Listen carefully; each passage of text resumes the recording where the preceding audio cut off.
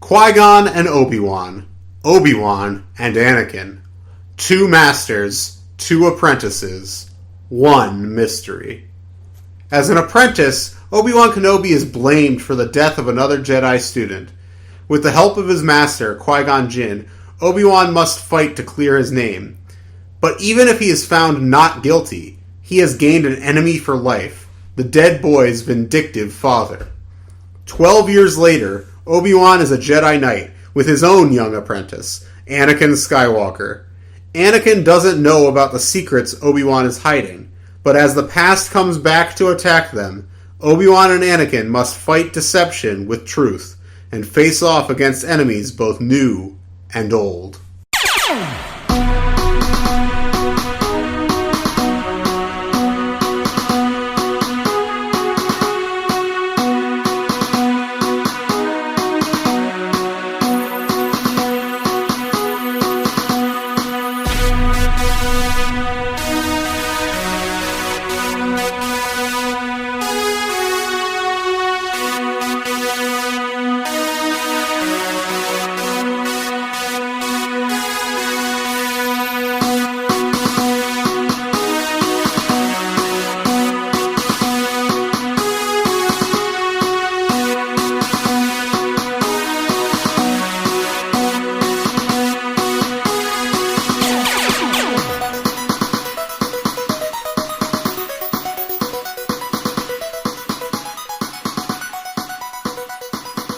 Hello, younglings, and welcome back to the Padawan Library, the galaxy's premier Star Wars junior novel podcast. I am Assistant Librarian Levi Paratic, and with me, my co-host, the man who invented the hashtag #NotMySpiderMan, Tim May.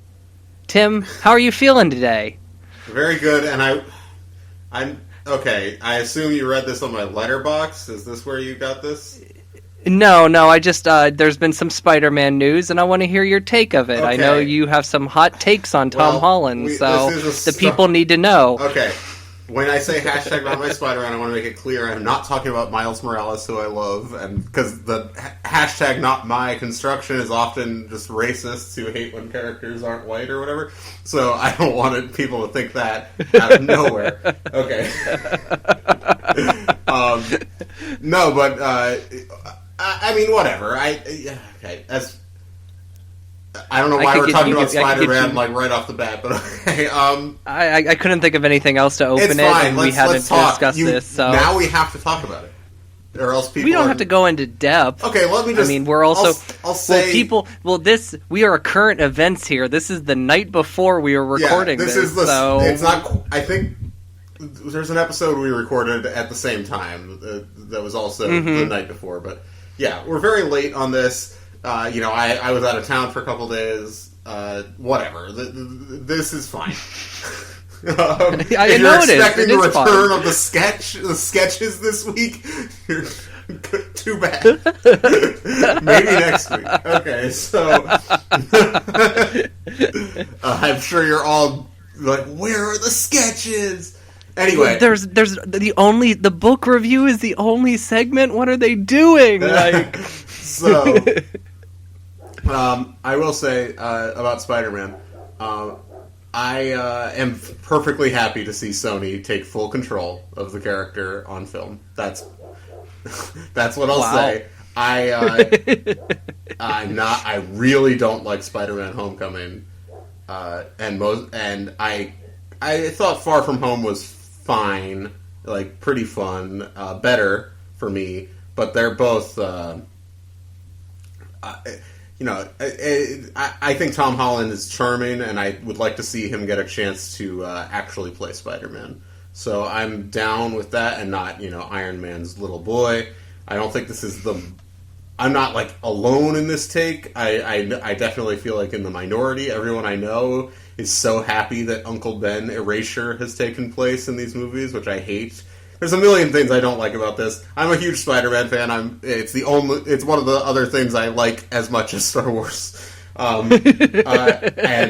just find those movies are quote unquote hashtag not my Spider-Man. I loved Spider-Verse. I want to point that out. And that's the other thing. Sony has proven they do not need Marvel Studios. Spider-Verse is the best superhero movie of the last It's the third best 5 Spider-Man years, movie. like at least. Yeah, very well could Yeah, be. It's the third best Spider-Man movie, and that in itself after the first is like two Raimis, which are masterpieces, right. But yeah, that is also as close to a masterpiece as a Spider-Man movie has come, and they've proven to me that they can handle the character on their own. I think Tom Holland can easily play the character, and I think getting a movie where it's really just about Spider-Man would be welcome. I think that, honestly, this should be a signal to Marvel in general that that's what people want going forward. The novelty post-Endgame, I think, of the connected universe will wear off. But maybe I'm wrong. I'm wrong about everything when it comes to predictions of success or failure.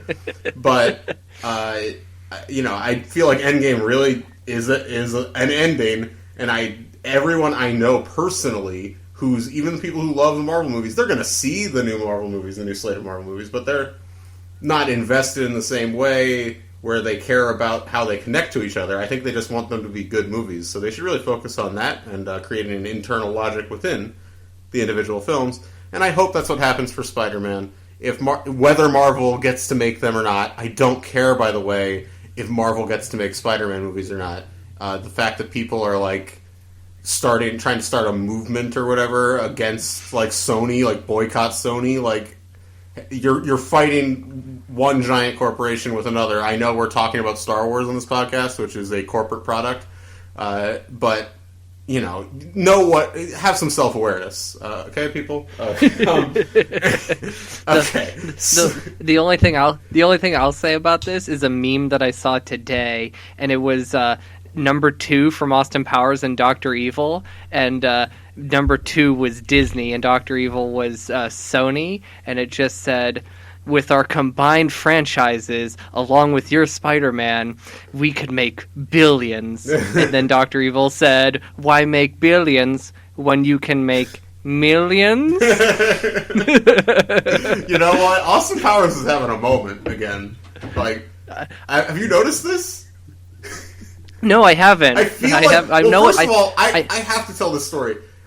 At the end of last school year, I was subbing in a class, and then the teacher, this was literally the second to last day of school, the teacher just left a Netflix password for me, and said, show them some movies, because it was a shop class, so they were there almost the whole day, outside of 2 periods, so we had time to watch 3 movies, and I asked the kids what they wanted to watch, and this was actually very strange. First of all, 4 of them demanded we watch Raiders of the Lost Ark, which was actually great for me. I was wow, and I hadn't seen that movie in a while, and obviously I've seen it 100 times, but there's faith.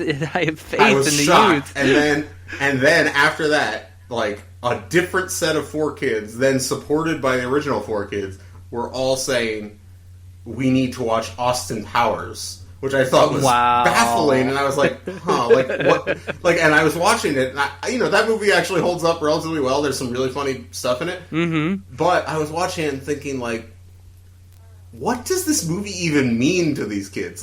Because the movies that movie is parodying were, old movies that our parents liked, right? Right, I agree. Yeah, they were. So we might have had some familiarity with the 60s Bond movies and, the other spy movies of the era, and gotten a sense of what it was making fun of. But now that we're 2 or 3 generations removed from that, is it just goofy voices they work?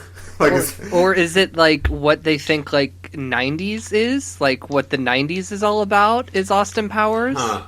That's could that be it? That could be. I don't know. But I will say that movie, there's some really funny stuff. To bring it back to Star Wars, the scene with Dr. Evil and Scott in the relationship therapy with Carrie Fisher as the as the leader of the therapy session or whatever is so funny. Anyway, Star Wars. Have I ever mentioned that because of those movies, I was I loved Seth Green for some reason? I thought Seth Green was the coolest guy in the world, because and it's amazing of Austin I didn't Powers, get into specifically? Because of Austin Powers, yeah. I mean, he's really good at those. He is. He's hilarious. Really funny, and I remember I watched 100 Deeds for Eddie McDowell on Nickelodeon because he was the voice of like the dog, the boy who gets transformed into a dog. But you didn't watch Buffy till college. I didn't know he was in it. I had no clue. Oz is an icon.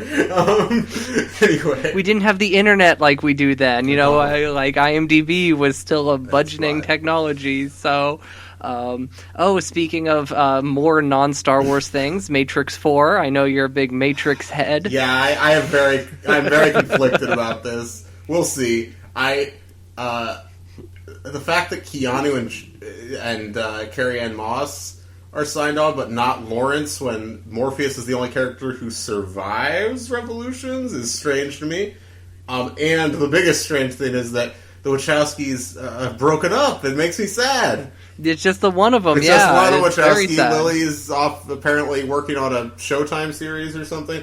I don't know. I hope that it's amicable. That's all it honestly makes me so sad.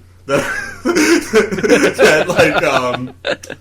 don't know. It's going to cast a bit of a pall unless we find out some details, which we won't because they're the most secretive people on Earth. But well, when the movie comes out, it comes out, it will come out. I think it's clearly something that they've been there have been rumblings about this for about a year. I wasn't shocked by the announcement.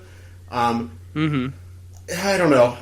We'll see. I think there's ways to do it in an interesting way. I am I'm a freak in that I like the Matrix sequels a lot. So and I love the Wachowskis. I think the movies they've made since the Matrix trilogy are honestly I think Speed Racer is just one of the greatest movies ever made. Know. So if the audience doesn't know you love Speed Racer, Speed Racer is one of the greatest movies of the 21st century, and that's just that. That is that. Cloud Atlas is awesome. Jupiter Ascending less so, but I'm looking forward Star Wars to this. And also, I just feel like it's the only way that she would have been able to make another movie on that scale is to essentially go back to the Matrix. Go back, unfortunately, right. because literally every movie they've made since the Matrix trilogy has been a colossal bomb. So, including my beloved Speed Racer. But anyway, Star Wars this weekend is D23, correct? Correct. And D23, speaking of corporate bullshit, is a Disney convention. And celebrating all things that are Disney and anti-union. So, yeah, well, you know what? Jeez, well, God. You know what? We live in a terrible world, a fallen world. Yes. Okay. So, okay. So, I'm looking here at the D23 Expo 2019 schedule.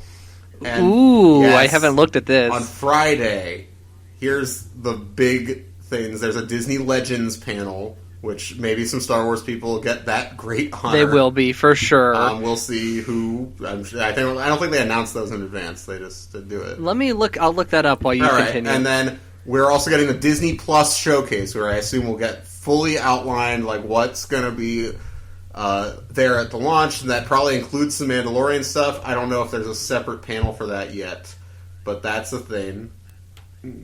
And then on Saturday, and by the way, that's stuff that's happening today. If you're listening to this the day it came out, Saturday we've got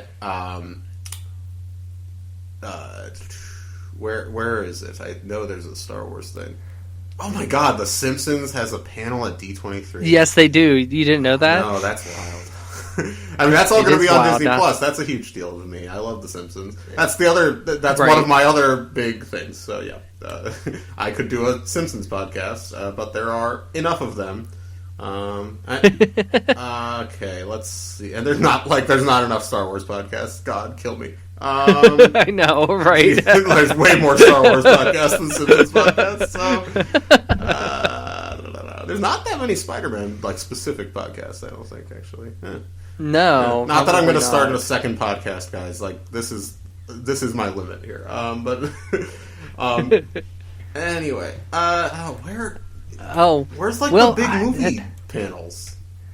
Let's see. Disney wait, they Parks have different is on stages Sunday. here. I guess Radio it's the Disney Saturday Presents. panel that's the go behind the scenes with Walt Disney Studios. That must that's a be 2-hour it, yeah. panel, so we'll probably get the Rise of Skywalker Wait, this is next on trailer, I would Friday. assume, in that. Yeah, I'm hoping for the trailer And I too. think we're going to get Mandalorian finally. We'll get a public trailer. A little more finished trailer than what we didn't see before. Yeah. Like that'll be made available like legally online. Right. There's not a lot to talk about. We'll talk about all this stuff next week. We're not going to do a special for this because it's not all Star Wars stuff, like we do with Celebration. But we'll talk about this stuff probably in the intro for next week. Ooh, Tim, aren't you excited for the Disney Plus screening of High School Musical, the series? I don't even know what that is. And by the way, yeah, I'm about 6 or 7 years too old for High School Musical. So 8 years, 9. This is 10, I'm assuming this is a series, High School Musical series, but like on the website it says High School Musical, the musical, the series. Okay. I'm looking at the schedule.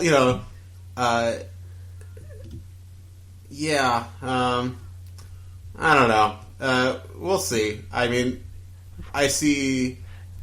I think the big thing this weekend will be Mandalorian for sure, and I think we'll maybe get something for a new trailer for Rise of Skywalker. Jon Favreau, he's having a great year at Disney. Not only has he made this billion-dollar success with The Lion King, and he's got Mandalorian coming, he's also being honored as a Disney legend this year. Oh my god. Well, I guess he made Iron Man.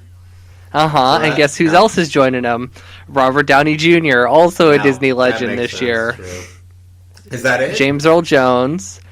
We got James Earl Jones, Bette Midler, Kenny Ortega, Robin Roberts. He's a choreographer. Did a lot of. He directed Newsies, the movie, the original version. Oh, okay, that's a good one. Diane Sawyer.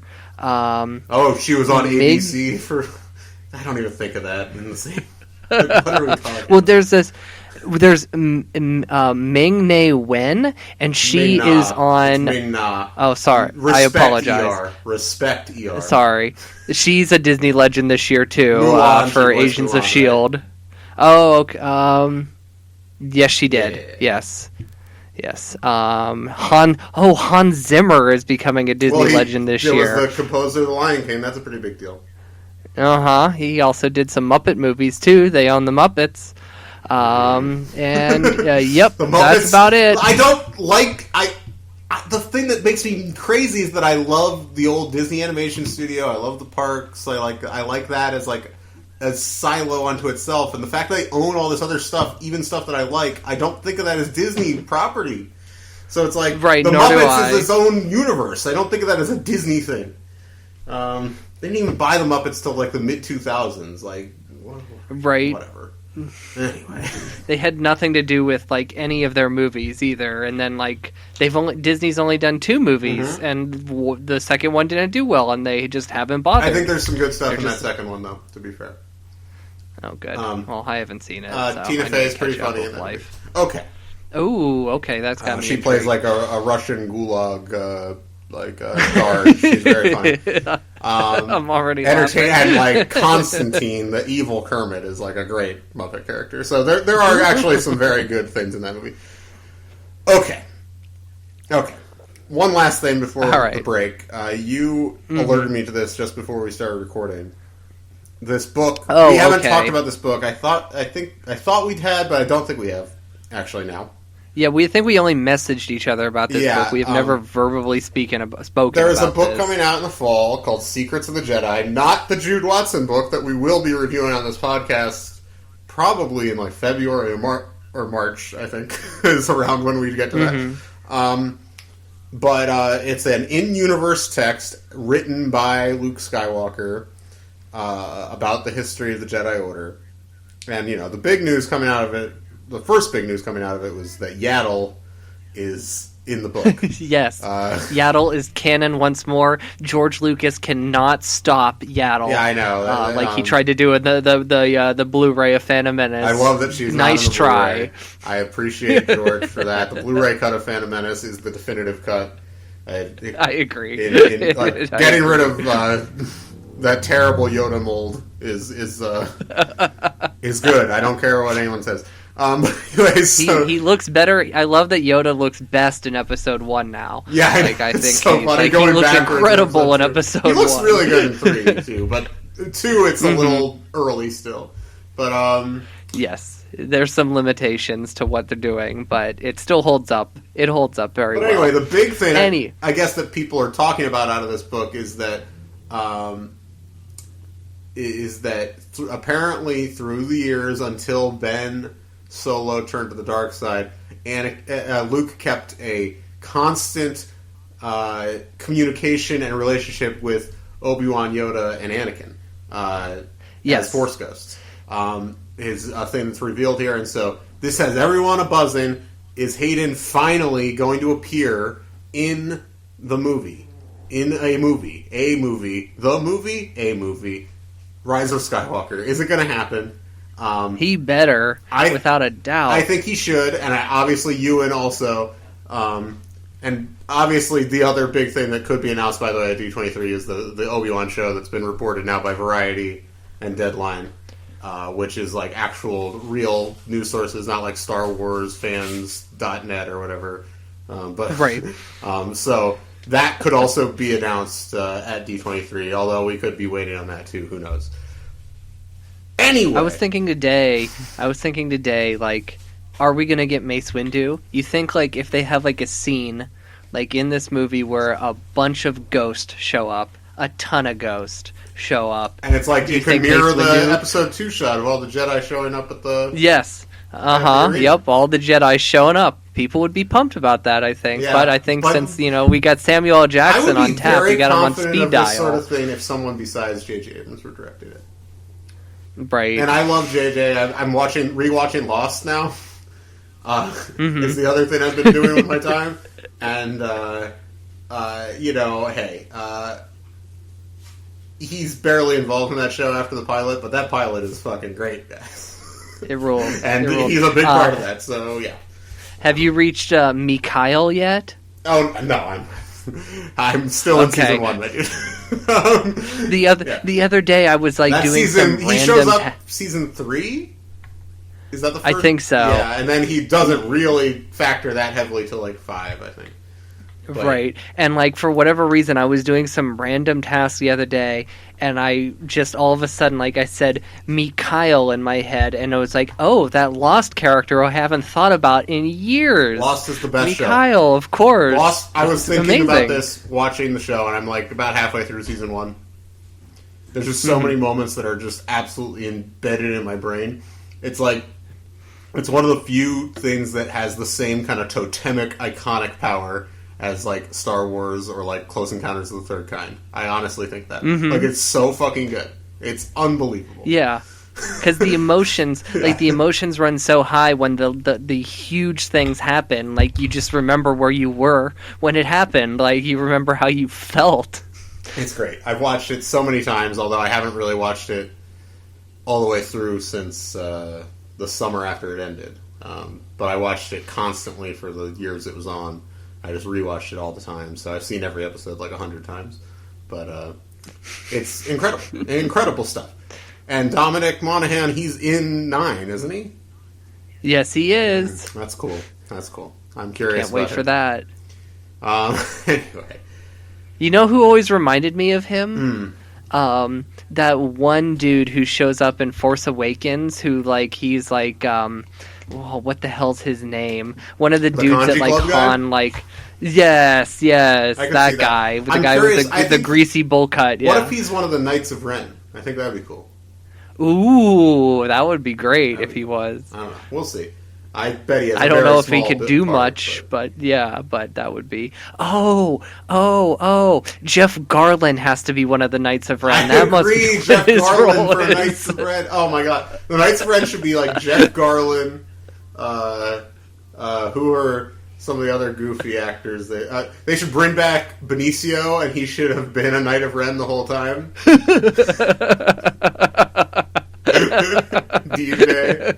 DJ Ren. That would be great. He's the cousin of MC Ren from NWA. They should actually just have MC Ren should be one of the Knights of Ren too. Bring him in.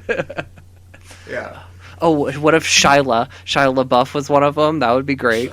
Yeah, I don't know. I want Shia to chill. He seems to be getting his shit together. So have you seen the trailer for his new movie? Honey Boy? That where he's playing his dad? Yeah, that's pretty weird. I'm excited for that one.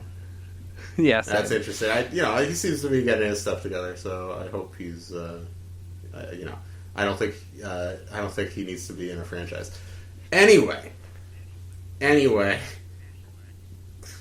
I don't know if this was anything, but okay. Coming up after the break, we have a very long book for you today. Star Wars Jedi Apprentice Special Edition #1. Deceptions. Oh, I just burped. Sorry. Okay. See you in a minute. Welcome back to Padawan Library. I'm Tim. And you're Levi. Yes. I was concerned there. I thought the phone cut out for a second. No. We don't record over the phone. It's always in person. Always in person. Always in person. Never talking over each other because of a delay. 3 times? Is it even 3? It might be 2. I don't know. It might only be 2, yeah. Okay. Whatever. This week, we're reviewing. We are on the penultimate. Well, not really the penultimate because it came out earlier, but whatever. The penultimate in our run of Jedi Apprentice. Jedi Apprentice Special Edition #1, Deceptions, which came out, I believe, in July of 2001. So, okay. I believe that was right before the death of Tall in these books. I think it was in between those books. Because remember, the events of this book take place before Tall picked Bant as a Padawan. Right. So it's like it was actually kind of fun reading this because it felt like this flashback episode that we hadn't gotten to see. Speaking of Lost, it's yes, exactly. Yeah, it's exactly like a flashbacks, flash forwards. Yeah, it had all of the Lost elements to it. I'm waiting for the flash sideways stuff. I actually, speaking of the fucking Force Ghost we were talking about earlier, that's like the flash sideways of Star Wars. Yep. Oh man. And there's some ghost creep up in this book. Ghosts of the past creep up in this book. So okay. So let's see. This book is an interesting one. It's bifurcated. There's 2 sections. One takes place, probably about 2/3 of the way through, or 3/4 of the way through the regular series, and of Jedi Apprentice, and the second half takes place 3.5 years after the Phantom Menace. So, and we'll get to all the details of that, but I thought it was interesting, and I'm gonna spoil the episode a little bit. This book is fucking awesome. This book rules. If you are going to read one Jedi Apprentice book, and I know this kind of spoils what I'm saying at the end, what I'm going to give the book and all this stuff, read this one. I think this one stands basically on its own. It explains the potent relationships of the non-movie characters well enough. It's great. It's a great book. So, anyway, and if you've been listening to the podcast, you'll have the necessary context for whatever. For the whole story. Final cover comments. Cliff Nielsen here. What are you doing? Is it still Cliff Nielsen? He doesn't have a credit. There's no credit for a cover designer. He has a credit on the cover of the next book, so that's why I'm going to assume it's him. Yeah, it looks and the the same. Fact that this one is, this one's pretty. You generic. see the statues in the background? He loves statues. Yeah, you see I those? know, this one just feels. Oh, I see. That's that's weird. This one doesn't bother me that much, but it's pretty generic. My big gripe: Obi-Wan, young Obi-Wan, Qui-Gon, and older Obi-Wan are both looking at us. Are all 3 of us looking at us? Anakin is not. Why is Anakin not looking at us? That's actually smart, because Anakin is not like those characters necessarily. That's true. That's something we find out in this book too. Oh, And there's a lot. Oh my god. There's a lot of Anakin stuff in this book. This the is gonna be second half so of this book pumped for is Jedi magical. I know. I know. Quest. Okay, we should just jump in. This book, All right. Deceptions, is very long. It's 188 pages, the longest book in the series. So let's get going. All right, Chapter 1. Deep in the cool waters of the Room of 1,000 Fountains, Jedi Padawan Obi-Wan Kenobi swims with his good old pal Bant. Bant was not always a fan of swimming. Well, Obi-Wan was not always a fan of swimming with Bant because Bant swam better than him. But his time as a Padawan has wizened him. He learned from Qui-Gon Jinn that to value a friend's ability was to be a true friend. And Obi-Wan reflects on how Bant still loves swimming here at the Room of 1,000 Fountains. She's there almost every day. She loves this place even though Qui-Gon Jinn's former Padawan, Xanatos, the one who turned to the dark side, had tied her up and threw her into the bottom of the lake to die. And when they surface from their swimming, they kind of talk about these events a little bit. And one of the things Bant says is that when she thought she was dying, it was the closest that she ever felt to the Force. And then they kind of swim over to the rocks right near the waterfall, the same place that fellow Jedi student Brooke Chun, Obi-Wan's classic Jedi Temple bully, the inventor of Ophi-Wan, who had fallen to the dark side when he was turned by Xanatos. This is the same waterfall that he was trying to, when his lightsaber shorted out, he was chucking rocks at Obi-Wan at, and he slipped on the moss, and he fell, then perished. And it's been all this time, and Obi-Wan, he knows it's not his fault, but he still feels responsible. It's a burden that he carries. We learned that Bant is feeling down because she was hoping that Jedi Master Tal would take her as an apprentice, but Tal just left for a mission and didn't take an apprentice with her. To her, Tal feels like the perfect master. She is sure of it. And Obi-Wan, he relates to her. He goes, I felt the exact same way about Qui-Gon, even though he didn't initially take me as a Padawan. So Qui-Gon, he wanders in. Both of them stand up and greet him, and Bant apologizes and says, "Oh, I'm sorry to have taken all your Padawan's time." And Qui-Gon, being the cool dude he is, he just smiles and he says, "I'm glad Obi-Wan has a friend like you, Bant, but now the Council request Obi-Wan's presence." Oh. So, Obi-Wan and Qui-Gon are standing before the Council. Mace Windu is being surprisingly kind of soft in his delivery of this upcoming news. He's being surprisingly compassionate for Mace Windu. And he tells Obi-Wan this: Vox Chun, Bruck's father, has been exonerated on Telos, and now wishes to hear a full report about his son's death. Obi-Wan will be required to make this report to Vox, who is on his way to the temple. Obi-Wan is obviously nervous about this, and Qui-Gon is concerned for his Padawan, but he's also concerned for Tal, who still hasn't taken a Padawan, as you mentioned, and left on a mission, as you mentioned. And Qui-Gon hangs back and asks Yoda about all this Tal business, and Yoda says he suspects that Tal feels she is unready to take on a Padawan because she believes it would be unfair for Bant to learn from a blind person. Nonsense, Qui-Gon says. Yoda agrees, but, in good time, So, Tal has been has gone off. Her mission is to Centax 2, a small moon of Coruscant where the Jedi have set up a test run for a piloting program that they're considering. Some younglings, such as Obi-Wan's friend Garen Muln, you may remember him from the first couple books, have been sent there to be trained as pilots before being taken on as Padawans. And this is apparently a pretty controversial issue within the Order. Some believe that any development of a fleet of starfighters would lead to an army, thus undermining the Order's neutral peacekeeping position. The training camp is run by Klee Rara, a Jedi who came up with Qui-Gon and Tal as younglings. And Klee engenders serious loyalty amongst her students. And the Senate has donated most of these starfighters, and they're kind of old.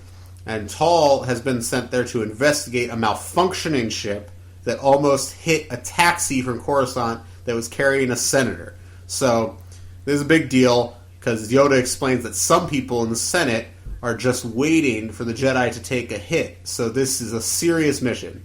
These shady senators, Sheev perhaps Sheev, are also interested in Vox Chun's visit. And Yoda's pretty annoyed by all this, it seems. And he says, like, remember this, Qui-Gon. Remember that Vox Chun was once in the employ of Xanatos. Like, the idea that anybody's trusting him is goofy to him. So, yeah. So, Qui-Gon and Obi-Wan are waiting when Vox Chun's ship lands. It's a gorgeous ship, and Obi-Wan wonders how a person just freed from prison could afford such a thing.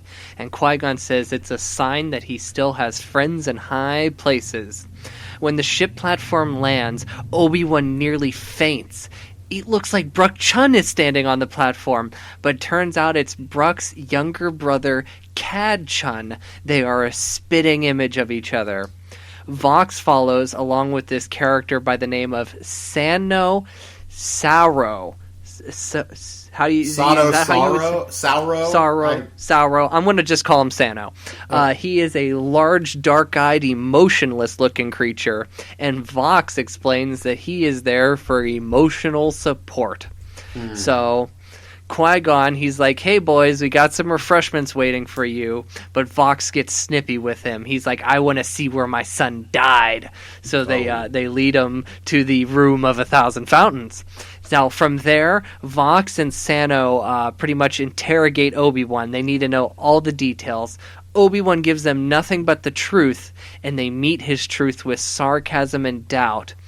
When they're finished, they go to leave, but Qui-Gon's like, whoa, stop. I got a present for you guys. Here's Brooke's lightsaber. And Brooke's lightsaber has a very carved, intricate handle that Brooke carved himself.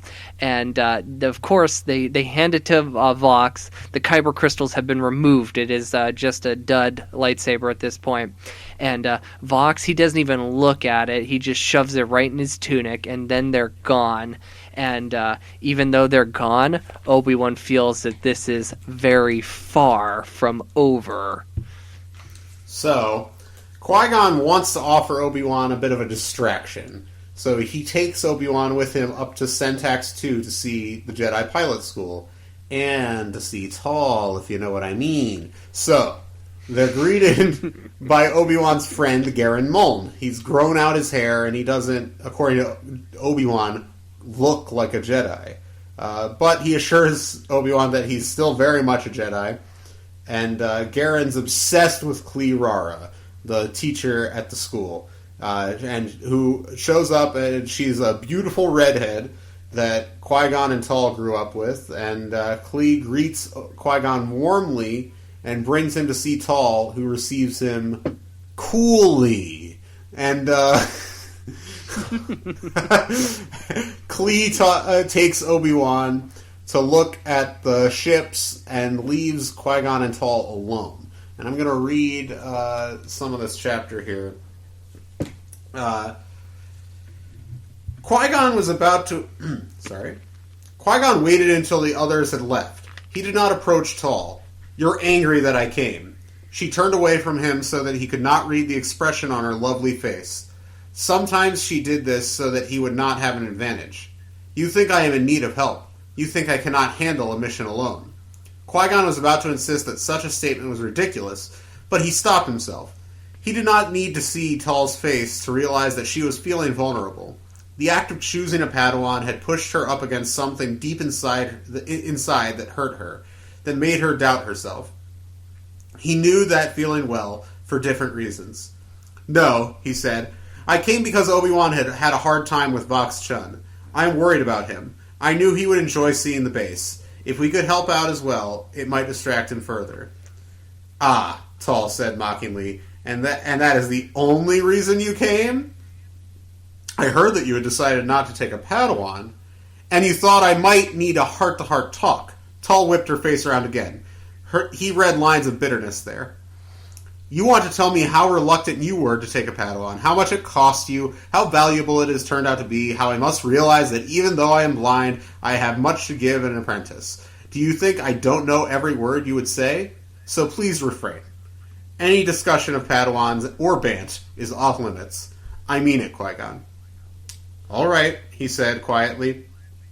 But will you, as a favor to me and Obi-Wan, let us help you in your investigation? Just know that I do it for Obi-Wan. Fair enough. He walked closer and drew up a chair next to her. What do you have so far? My contacts in the Senate tell me that there are rumors that Klee Rara sabotaged the ships herself, Tull said, passing a weary hand over her eyes. Why would she do that? Qui-Gon asked, startled. In order to prove to the Senate that the project needs funding and more up-to-date ships, Tull said. Klee's booming indignation suddenly echoed off the metal walls of the tech dome. What a load of sludge oil! She strode toward them, her hands on her hips. I would never endanger my pilots. I thought you were giving Obi-Wan a tour of the starfighters, Qui-Gon said. I came back to make sure you two weren't killing each other, Klee said. I remember how you used to scrap at the temple. We are Jedi Knights now, Qui-Gon said. We don't scrap. Tull smiled. We argue, and then I win. Klee flopped in a chair. Well, I'm glad to see both of you. I'm really in a mess. If I don't figure out who is sabotaging my fleet, I'm sure the Council will cancel the whole program. I can't let that happen. Tell me about security, Qui-Gon said. Ships are refitted at a nearby yard, and all the workers have undergone Senate security checks. After the first incident, I'd restricted the workers to take care of Jedi ships to 2. It slows things down, but it's safer. Each of them has passed the highest level of security clearance from the Senate. I thought everything would be fine, yet another incident happened after this. So it has to be one of the 2 workers, Qui-Gon said. Or someone is finding a way to sneak into a highly restricted area, Tull said. Klee leaned forward and gripped her hands in frustration. I can't tighten security more than I already have. Those Senate security checks are incredibly thorough. There's another possibility, Qui-Gon said. Someone in the Senate is behind this, and one or both of the security clearances is false. I didn't think of that, Tull said. That would explain the rumors in the Senate. The same someone could be responsible. Someone who wants this project to fail. But why? Klee asked. Who would object to a handful of Jedi Temple students learning how to fly starfighters? Someone who is afraid of the Jedi increasing their power, Qui-Gon mused. The program is still young. Its potential may scare them. Qui-Gon's comlink signaled, and he excused himself to answer it, walking a few paces away. It was Yoda. Unhappy news I have, Yoda said without preliminaries. Ruled the Senate has to form a subcommittee to investigate Brock's death. Vox Chun has a hidden powerful ally there. Discovered we have that Sano Saro is a prosecutor. Rumor is he is hungry to make his mark. Return you must, Qui-Gon. 3 witnesses there will be. Yourself, Bant, and Obi-Wan. Fear I do that this process will take its toll on your Padawan. Qui-Gon's heart sank. Yes, he said softly. I fear it will as well. Hey, I needed to take notes quick, so I read half the chapter. Well, there's some great stuff there. And I thought it was notable. Some of it is a little bit just kind of pipe laying stuff, but there's right. But there's also some pipe laying stuff, if you know what I mean, between Qui-Gon and Tull. Oh yeah, all that stuff. Those 2 are. They want to fuck, but there's some other characters who show up later in this book who we'll said talk that about them. Let me work on that one. Let's go. Yeah, Chapter 5. Steaminess is coming. Chapter 5, The Hearing. Obi-Wan Kenobi, a growing boy, had a hard time eating the morning of the hearing. When they arrived at the Senate, it is explained that there will be 15 senators at the hearing, and that they are led by Senator Pai Tigal. Qui-Gon claims that he is a friend of the Jedi, and that the purpose of this hearing is to rule if Brock's death was an accident or intentional. If ruled intentional, Vox Chun could be able to pursue charges against Obi-Wan. They will first hear from Qui-Gon, then Bant, and finally Obi-Wan. Qui-Gon also warns them that this Sano character is going to try to twist and turn their words, so just remain calm, speak the truth, all will be fine. And Qui-Gon is first to go up, and he recounts the events of the captive temple. And we're going to read a little bit here from page 37. So he's talking about here, Sano is doing the prosecuting stuff, and they're about to the point where Xanatos and Bruck split up, and Obi-Wan goes after Bruck, and Qui-Gon, of course, jumps out the window and goes after Xanatos. So, this is Sano here. "Did you instruct Obi-Wan to kill Bruck?" Sanos demanded. Qui-Gon's hands gripped the chair arm for a moment, the only sign that the insolence in Sauro's voice had reached him. No, Jedi do not instruct to kill. My instruction was to follow Bruck in order to prevent him from killing Bant. This is exactly what he did. I mourn the loss of life, but I am proud of my Padawan's actions.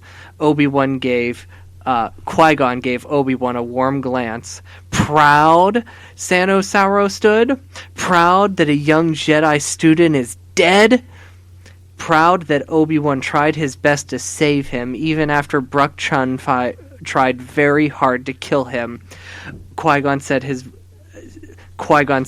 voice strong, proud that he was able to show mercy and compassion even while facing great anger from another. That is the Jedi way.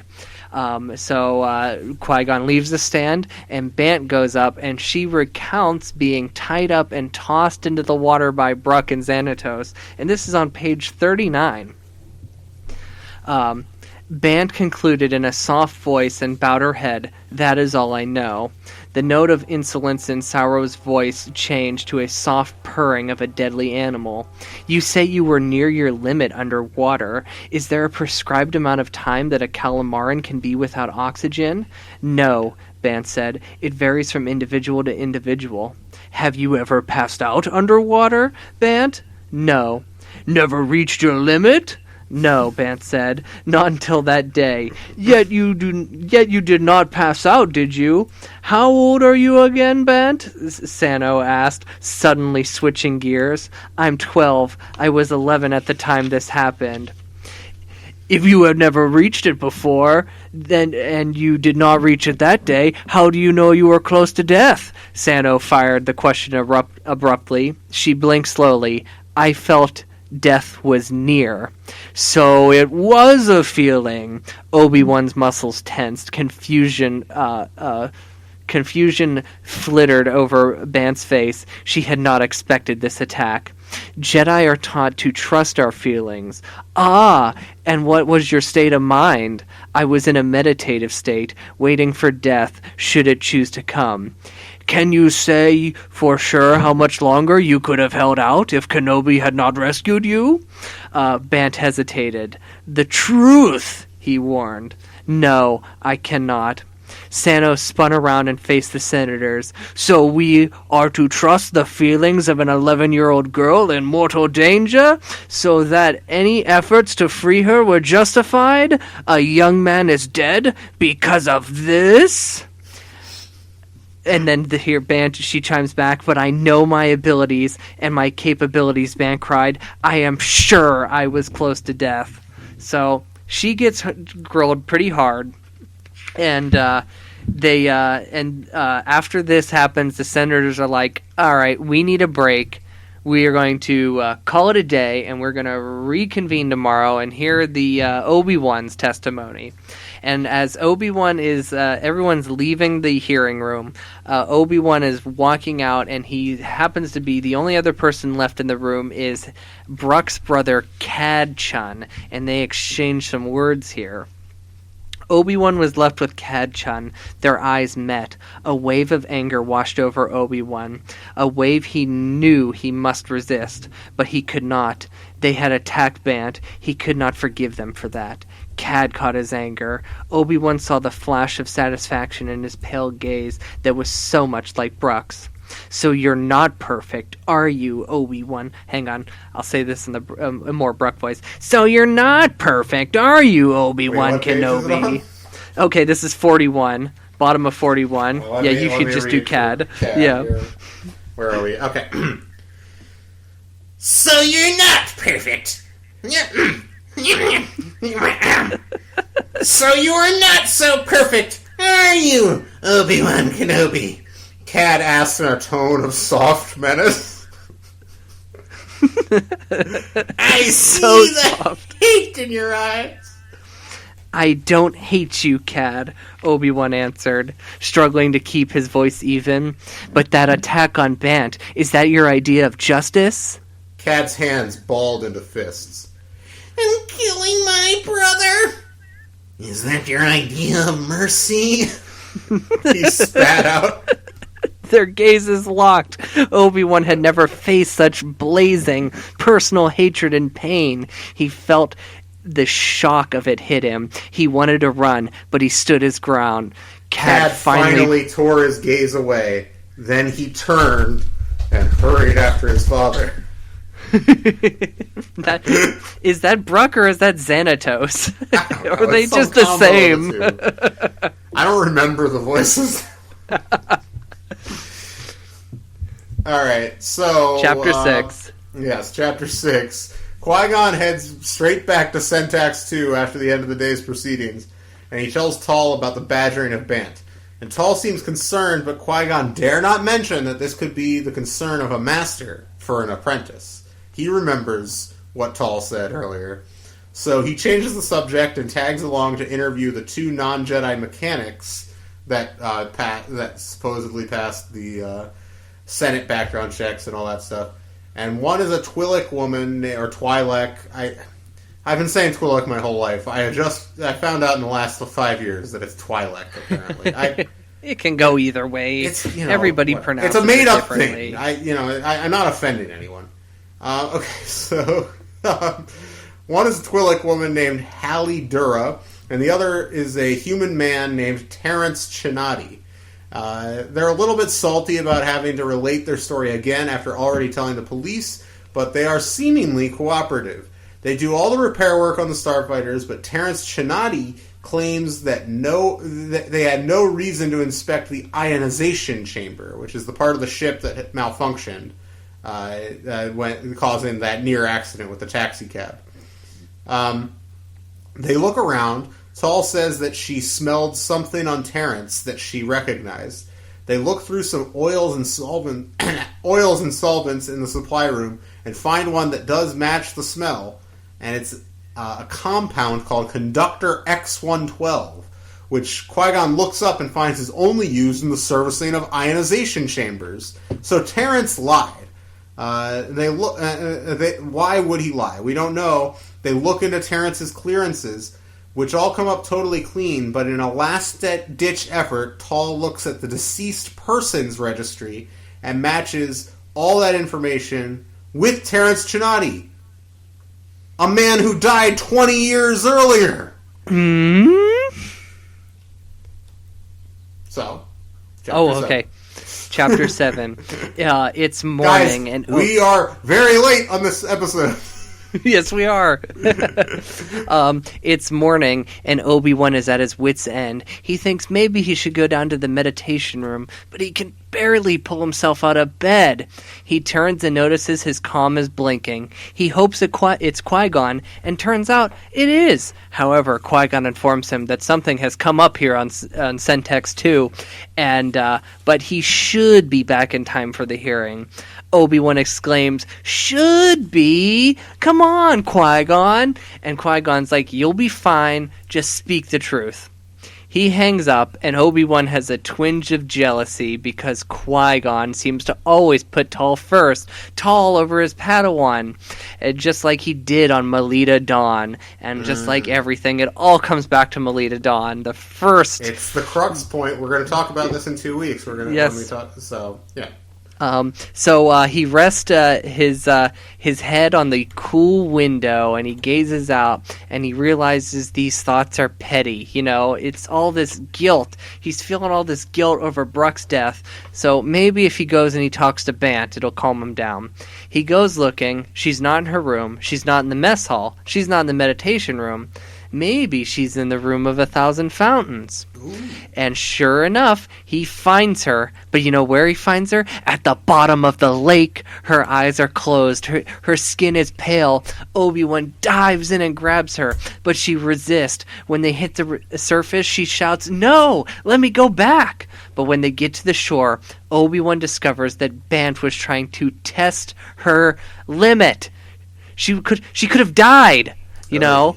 She didn't know her limit. So Obi-Wan is astonished by how foolish this plan is, but she explains that she had a chronometer rigged so that it would call security whenever she would eventually faint and they would rescue her. But Obi-Wan's like, well, what if something happened? What if they didn't get you into time? How could you let me go through one more death? And this is when Obi-Wan, he has a stunning realization. Qui-Gon is right. No one else can do this for him. He must do it himself. He must trust in the Force and in truth that everything will be all right. And then he makes Bant promise, hey, don't you ever do that again. And she agrees. So, Tall and Qui-Gon go and report to Klee about Terrence's treachery, and Tall suspects that he is a spy employed by a senator out to get the Jedi. This is apparently some Senate spies are called no-names. They use the identities of dead people that died, 10, 20 years ago. And Klee points out, okay, this dude's shift starts in 15 minutes. You got to stop him now. I don't want him looking at the ships at all. But he's already there, and he's caught on to what's happening, and he begins to run away. And while he's firing his blaster at Qui-Gon and Tall, Qui-Gon is deflecting the blaster bolts away from Tall, which is irritating to her, and Terrence gets away. Tall is pissed. She thinks that, if he wasn't so busy trying to protect her, that maybe they could have caught Terrence. But, Qui-Gon's thinking, what am I supposed to do? Like, you can't keep up with all that fast, whatever, So, that fast, whatever. Klee is relieved that Terrence is gone, and the ships can now be flown safely. And Tall's annoying droid assistant, 2J, you might remember 2J, she shows up and bumbles around a little bit, and she mentions her reprogramming, which you might remember happened way back in, not Day of Reckoning, the one before that. The Captive Temple? Yeah, the Captive Temple. Xanatos had used her as a listening device, if you remember, and to spy on the Jedi. And then something clicks in Qui-Gon's mind when he was reminded of that.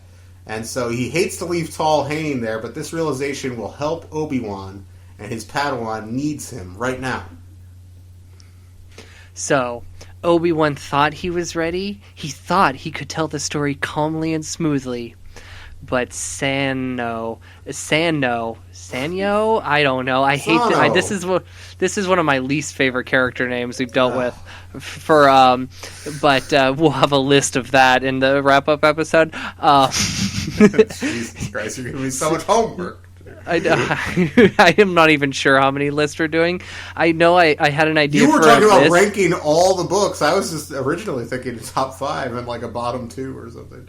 We should rank all the books. Yeah, that's one thing we should do. We'll talk about this next week or the week after. Whatever. The week after. Yeah. All right. Anyway, he made sure that didn't happen. So he starts asking questions. Hey, you two boys were rivals, and hey, I heard you left the Jedi Order, and you weren't technically reinstated into the Jedi Order at the time of Bruck's death. Obi-Wan's like, oh, fuck, how did he know all of this? And he's like, there's only one reason he knows about this. It must have been Xanatos. Xanatos took all the information he could from Bruck. That's how he knew that Obi-Wan and Bruck were rivals. And he then made sure he fed it to Vox.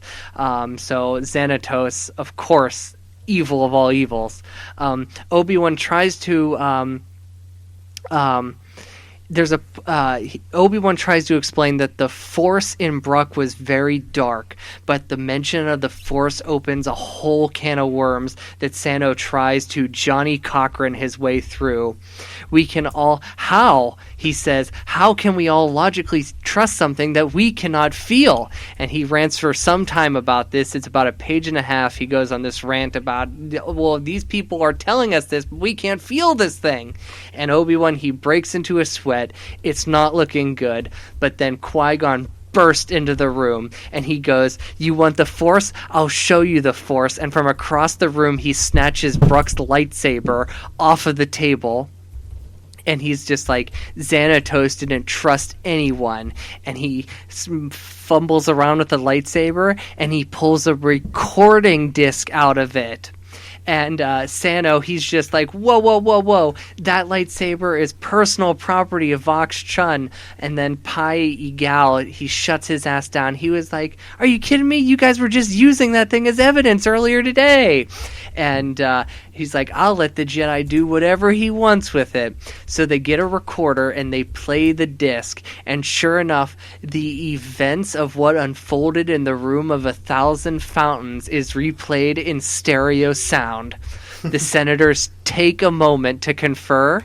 And when they do, they return here on page 74.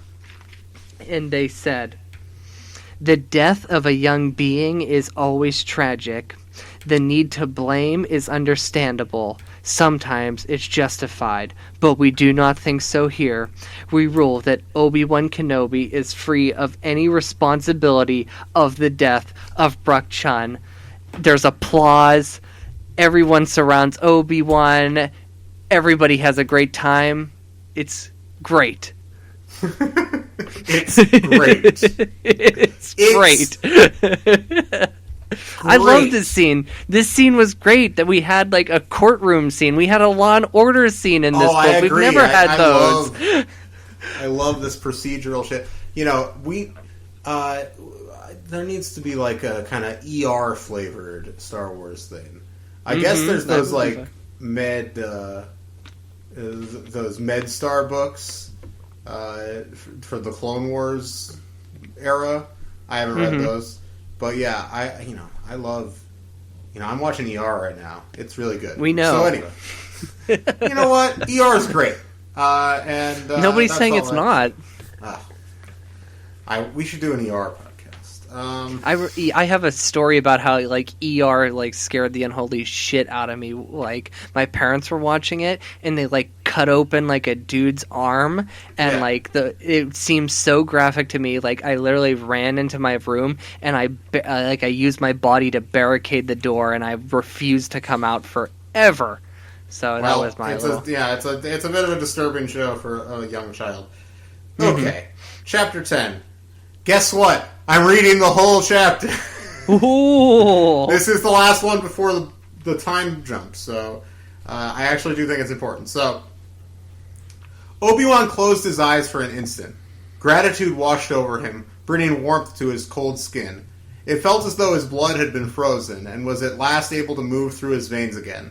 Vox Chun spoke to Sana Sorrow, but his voice was raised enough to carry throughout the room. I should have known better than to look for justice here. Once again, the Senate bows to the Jedi. There is no cause for celebration or congratulation, Qui-Gon said gently to Bant and Obi-Wan. We are glad that justice is done, but we have lost a Jedi. Obi-Wan pressed his lips together and nodded. Now that the relief was wearing off, he realized that the guilt had not left. He had thought the verdict would remove the sense of shame he felt. But he felt no different. The burden he carried was still within him. Let us return to the temple, Qui-Gon said as the senators filed out. Come, Obi-Wan. In a moment, Obi-Wan suddenly felt a need to be alone. All he had wanted the past few days was his master and friends around him. Yet now he could not bear to be with them. Bant started to say something, but Qui-Gon signaled her to be quiet. We will wait for you at the Senate entrance, he said. Obi-Wan could only nod humbly. He had a sense of Qui-Gon and the others leaving. The table where Sana Sorrow and the Chuns had sat was empty. He wondered what he felt. He did not feel much of anything. You must be relieved, Cad Chun spoke behind him. Obi-Wan turned. The boy stood in the aisle, fists clenched, eyes burning. Son of Sorrow almost got you to reveal the truth, Cad Chun went on. You hated my brother. All your noble Jedi training failed you, and you were glad to see him die. Obi-Wan shook his head. No. Cad shot forward unexpectedly. He swung out with his closed fist. The blow hit Obi-Wan on the side of the head near his cheekbone. He staggered back. Cad swung again, but this time Obi-Wan was able to duck. The blow grazed his ear. You killed him!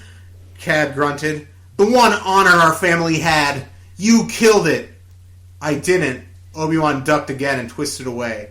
He tried to capture Cad Chun's arms. With a shove that sent Obi-Wan flying back into the table, Cad Chun leaped away. He dodged behind the long table where the senators had sat, so that it was now between him and Obi-Wan. Cad, I didn't want your brother to die, Obi-Wan said, his breath ragged. You heard his own words. You heard what he was willing to do. He was angry! He was taunting you. So what? Cad screamed. It doesn't mean he would have done it. Obi-Wan shook his head helplessly. Cad worshipped his brother. That was clear. He could not bear to hear the truth about Brooke. He had never known him. He would have done it, Cad, Obi-Wan said. I am certain of it. Who cares what you think? Cad suddenly leaped onto the senator's table. In his hand he held the heavy wood and metal staff that Vivendi alum had used. It was a formidable weapon. With Cad's strength, he could knock Obi-Wan out cold. Obi-Wan knew he could neatly slice it in pieces with his lightsaber. It would only take moments. Cad was strong, but he was not trained. Obi-Wan could disarm him in a moment. But he could not take up his lightsaber against Brooke's brother. Cad ran toward him, his face taut with fury. Obi-Wan watched him run at him with a strange detachment. It was as though he were in a dream. He made no move to dodge. He saw Cad's arm muscles bunch. He saw Cad's arm muscles bunch as he lifted the staff, gathering himself for the blow. Obi-Wan still did not move. He saw the staff whistle down toward his skull. At the last second, Cad twisted his wrist. The staff hit the table, splitting it in two. Cad dropped the staff. He stared down at the floor, panting. Then he raised his gaze to Obi-Wan. I will never forgive you, Obi-Wan Kenobi, he rasped. In my eyes, you will always be a killer. He kicked aside the staff and walked up the aisle toward the door. Obi-Wan stood frozen, Cad's words echoing in his brain. You will always be a killer. No matter how many meditations he had done, no matter how many talks with Qui-Gon he had had, nothing had done him any good. He could not wipe the guilt and shame from deep within himself. He knew that Cad had seen into his heart. In his own eyes, he was a killer too. But 12 years later. And we got some numbers going on. So 12 years later, this is 3 years after Qui-Gon has perished at the hands of the Sith Lord Darth Maul. Obi-Wan Kenobi, at age 25, assumes the role of... I can't believe they skipped over Qui-Gon's death like that. I know. But don't forget, we had that little moment between Padme and Obi-Wan at the end in Padme's journal, the Queen Amidala journal. I was making a joke. I was joking like the movie doesn't exist. Oh, okay, I got you. It was I didn't set it up well. I'm sorry, but yes, there is the moment. We should actually mention that. If you guys didn't listen to our episode 1 20th anniversary, where we talked about the episode 1 journals. In the Amidala journal, the Padme journal, there's a great scene with Obi-Wan and Padme where they talk about Qui-Gon, and so that I'm sure his death is probably covered a little bit in the next book too, but that's really good. Anyway, continue. So Obi-Wan Kenobi is granted the position of a Jedi Knight at age 25, and unlike most Jedi, he immediately takes the apprentice, the boy, Anakin Skywalker. Anakin Skywalker is 9 at the time. Normally, apprentices are chosen when they are 13. 12 years later, he is a 12-year-old boy. And also to put this into context a little bit, Qui-Gon Jinn was 48 when he took Obi-Wan on as an apprentice, and less then 10 out of 1,000 people will file for bankruptcy in their lifetime. This is chapter 11, people.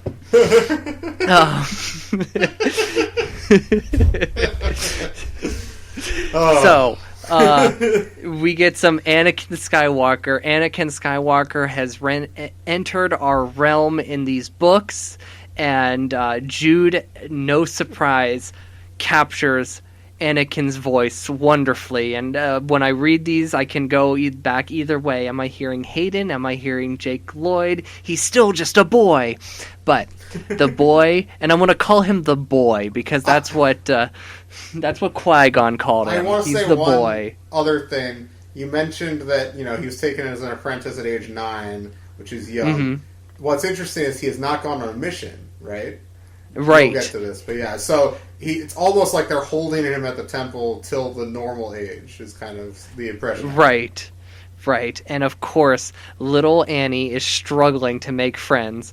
All of the other kids, they grew up in the temple, they form bonds at an early age, and here this kid at 9-year-old, he's transferred in, and he's already an apprentice? What? Of course the kids are going to look at him like he's weird.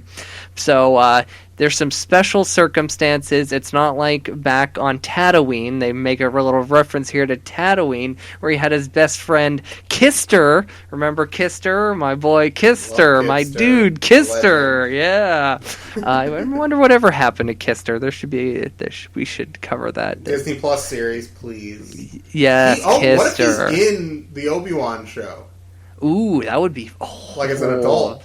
That would be fire. Cool. Oh, and I want Watto, too. I want Watto so badly. Although he would never, to be fair, Obi-Wan never would have met Kitster because he was never in town. Right, and he would have never met Watto, too, which is like, I would love... he would know who Kitster is because Anakin would have probably mentioned him. Yes, So if he met him kind of by happenstance and like guy told him his name, that would be like a great moment. That could be a great moment. Right? So Obi-Wan, he's been kind of pushing this Anakin needs friends thing, all right?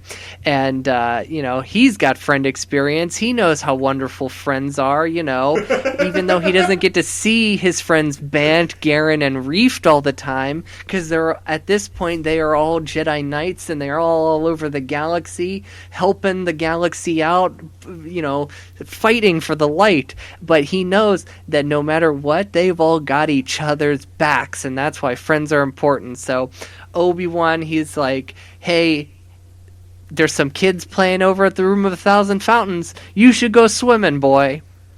So Obi-Wan kind of walks away, and there's a little bit here where Obi-Wan, he mentions he's surprised by the number of friends and allies he's actually made over time in his missions with Qui-Gon, and we'll get back to that later. So Obi-Wan goes looking for Anakin, and he checks the Room of 1,000 Fountains. He's not there, so there's only one other place that Anakin could be.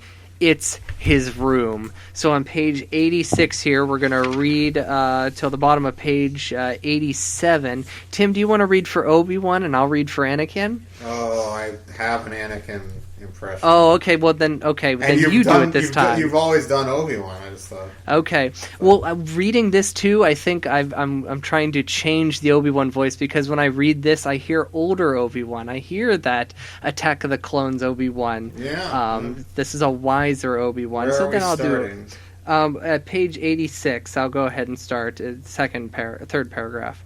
Okay. Obi-Wan exited at Anakin's floor and quickly made his way up to the boys' quarters. As he reached them, the lower half of a protocol droid rotated out the door on its own. It was followed a moment later by a battered astromech droid, which tottered and then smashed into a wall.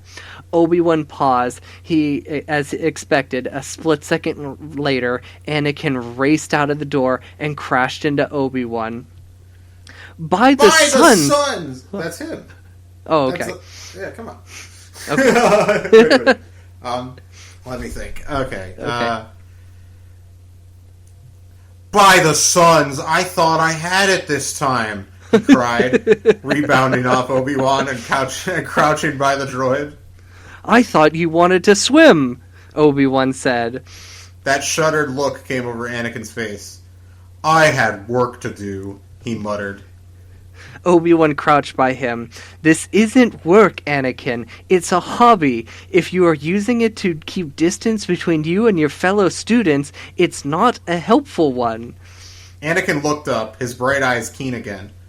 But I'm making things, Master. Look, I've almost got this astromech ready for service. Mechanical ability is a valuable skill, Obi-Wan said, but that is not what I meant, and you know it. They don't want me, Anakin said flatly. He walked over and slung the legs of the protocol droid under one arm. I'm not like them. Obi-Wan couldn't argue. Anakin was unique. There was no question about it. He was an exceptional student, much more in tune with the Force than others his age. He had come late to the temple. It wasn't that the other students disliked him, it's just they didn't know what to make of him. When did it happen? Obi-Wan wondered again. Why did it happen? Why was it the loss of his mother, followed so closely by the death of Qui-Gon?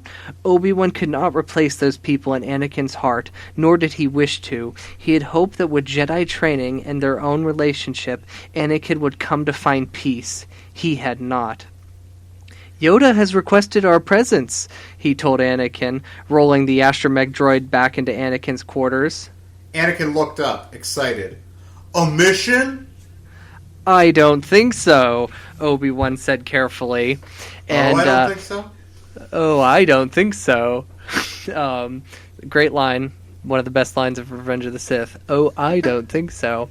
So a couple weeks before, the council had expressed some feelings about Anakin and missions. The boy is too far eager. He craves excitement.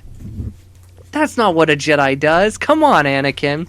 Obi-Wan knows that this boy, he is gifted. Every training exercise he throws at the boy, he masters. The boy he's bored. That's why he's in his room building droids, which, by the way, Anakin sneaks out of the Jedi Temple and buys the droid parts on the Coruscant black market. And Obi-Wan, he turns a blind eye to this, and the council, they also turn a blind eye to this. They just let him. They're letting a child buy things off the black market. Why? Why is this a thing? Hey, what are you So, all right. So we're gonna read a little bit of this last part.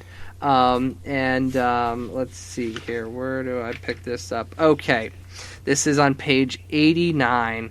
Do you want to read for Obi-Wan this time? I'll read for Anakin. Sure. All right. Yoda awaited for them in the meditation room, the place he favored now for conferences. Obi-Wan knew that Yoda had often met Qui-Gon at his favorite bench in the Room of 1,000 Fountains. Yoda never sat there now. It was the only visible sign that Yoda was still deep in mourning for his friend. You want to do the Yoda voice? A request the council has for you both? Yoda announced without preliminaries. Anakin could not contain his excitement. A mission? Yoda blinked his gray blue eyes and did not answer. He studied Anakin for a moment. Obi-Wan was often charmed by Anakin's enthusiasm, but it seemed to worry Yoda. A mission, it is not, Yoda said. But a voyage you must take. Request we do that you travel to a starship called the Biocruiser. This voice. The Biocruiser. A permanent home for a group of... Oh, God. A permanent home for a group of people gathered from many worlds in the galaxy. Now it's just becoming That's not even written. That's not even written like Yoda. That line. That line is so complicated. Those on the ship have come from damaged worlds, planets that have become toxic or ravaged by disease, or torn apart by criminal gangs, or civil war. Land on other worlds, they do not. Roam the galaxy, they do. Begun the Clone Wars has. I'm not putting that drop in. Well, that was it. That was too it. goddamn There we late, go. We don't have time for drops. You mean they live aboard a ship? Anakin's gaze grew wider. We got 100 Lucky! pages left, by the way. Oh, yes. Yes. This will be the longest episode. Sorry, you mean they live aboard a ship? No. Yeah. Yes. They live aboard a ship. Lucky! How do they manage it? Obi-Wan asked. What about food and supplies? Grow their own food? They do? This is becoming a ridiculous voice. I'm sorry. Yoda answered. You know what? So basically, Yeah, what's let's going finish. on here?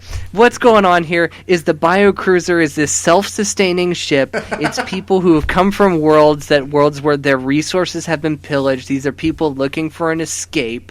All right, and the people are worried. There are loved ones who are trying to contact their loved ones on this biocruiser. They're not getting to their families, and the Senate is worried that people are being brainwashed. So the Senate, Chancellor Palpatine is in power Chancellor these Valor. days. Oh, it is Palpatine by this point. You're right. It is Palpatine, yep. Yeah. And they're going to send off some Jedi folk to go check this out, make sure this isn't thing. And Anakin's like, my first mission! And Obi-Wan's like, it's a request, all right? And then Anakin was just like, it's a mission. And so, but there's This a is the moment thing. here where, like, Yoda rolls his eyes at Anakin, which is hilarious. So, Okay, so, there's a lot going on in this chapter that's super fun. yes, it's a good chapter. Read the book. Obi-Wan and Annie are to meet the biocruiser on the planet Hilo, where they're apparently going to stop for refueling and supplies.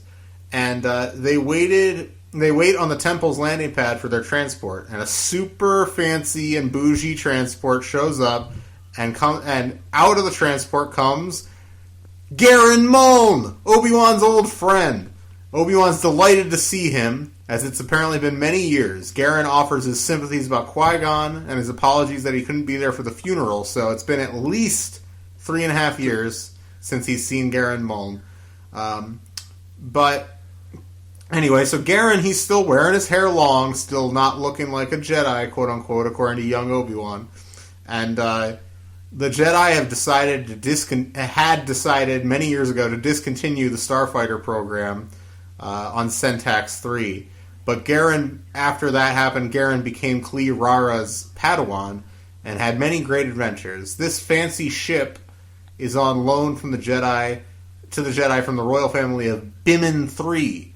And Annie is disappointed to hear that the Jedi had a Starfighter program and they got rid of it. And I'm going to quickly read just a couple paragraphs here. Okay. On page 96, Anakin gazed at the ship. How fast does she go? As fast as you want, Garen answered. He looked at Anakin curiously. Why do you like to go fast, Anakin? The dreamy, shuttered look came over Anakin's face. Because I can leave myself behind, he said, his eyes on the ship. Garen glanced at Obi-Wan. He raised one eyebrow. It was not a Jedi answer. Obi-Wan frowned, troubled by it. There were still places in Anakin he could not reach. No, you will reach them. Yoda and Mace Windu are wrong. Qui-Gon was right. Anakin is not too old to learn. Garen put his hand on Anakin's shoulder. Let me show you the ship. We're waiting for our transport to Hilo, Anakin said, disappointed. I don't think my master will allow it. Oh, I think he will, Garen said. I'm your transport to Hilo. Anakin seemed stunned at his good fortune. A delighted grin lit up his face, and he ran ahead and raced up the ramp. Garen picked up Obi-Wan's survival pack. He seems very young, he observed. Obi-Wan sighed. He is getting older every day. So, that's great. Great stuff. Funny, but also insightful character work from Jude. So, they arrive in the orbit of Hilo, and Garen drops them off on the biocruiser, which is a massive, cobbled-together ship. Like, huge ship. Apparently the biggest ship Obi-Wan has ever seen. So, there you go. Obi-Wan asks when they can speak to Uni, who is the leader that he's heard about. Delita, who is one of the... I skipped over some stuff. Okay. Sorry. Okay.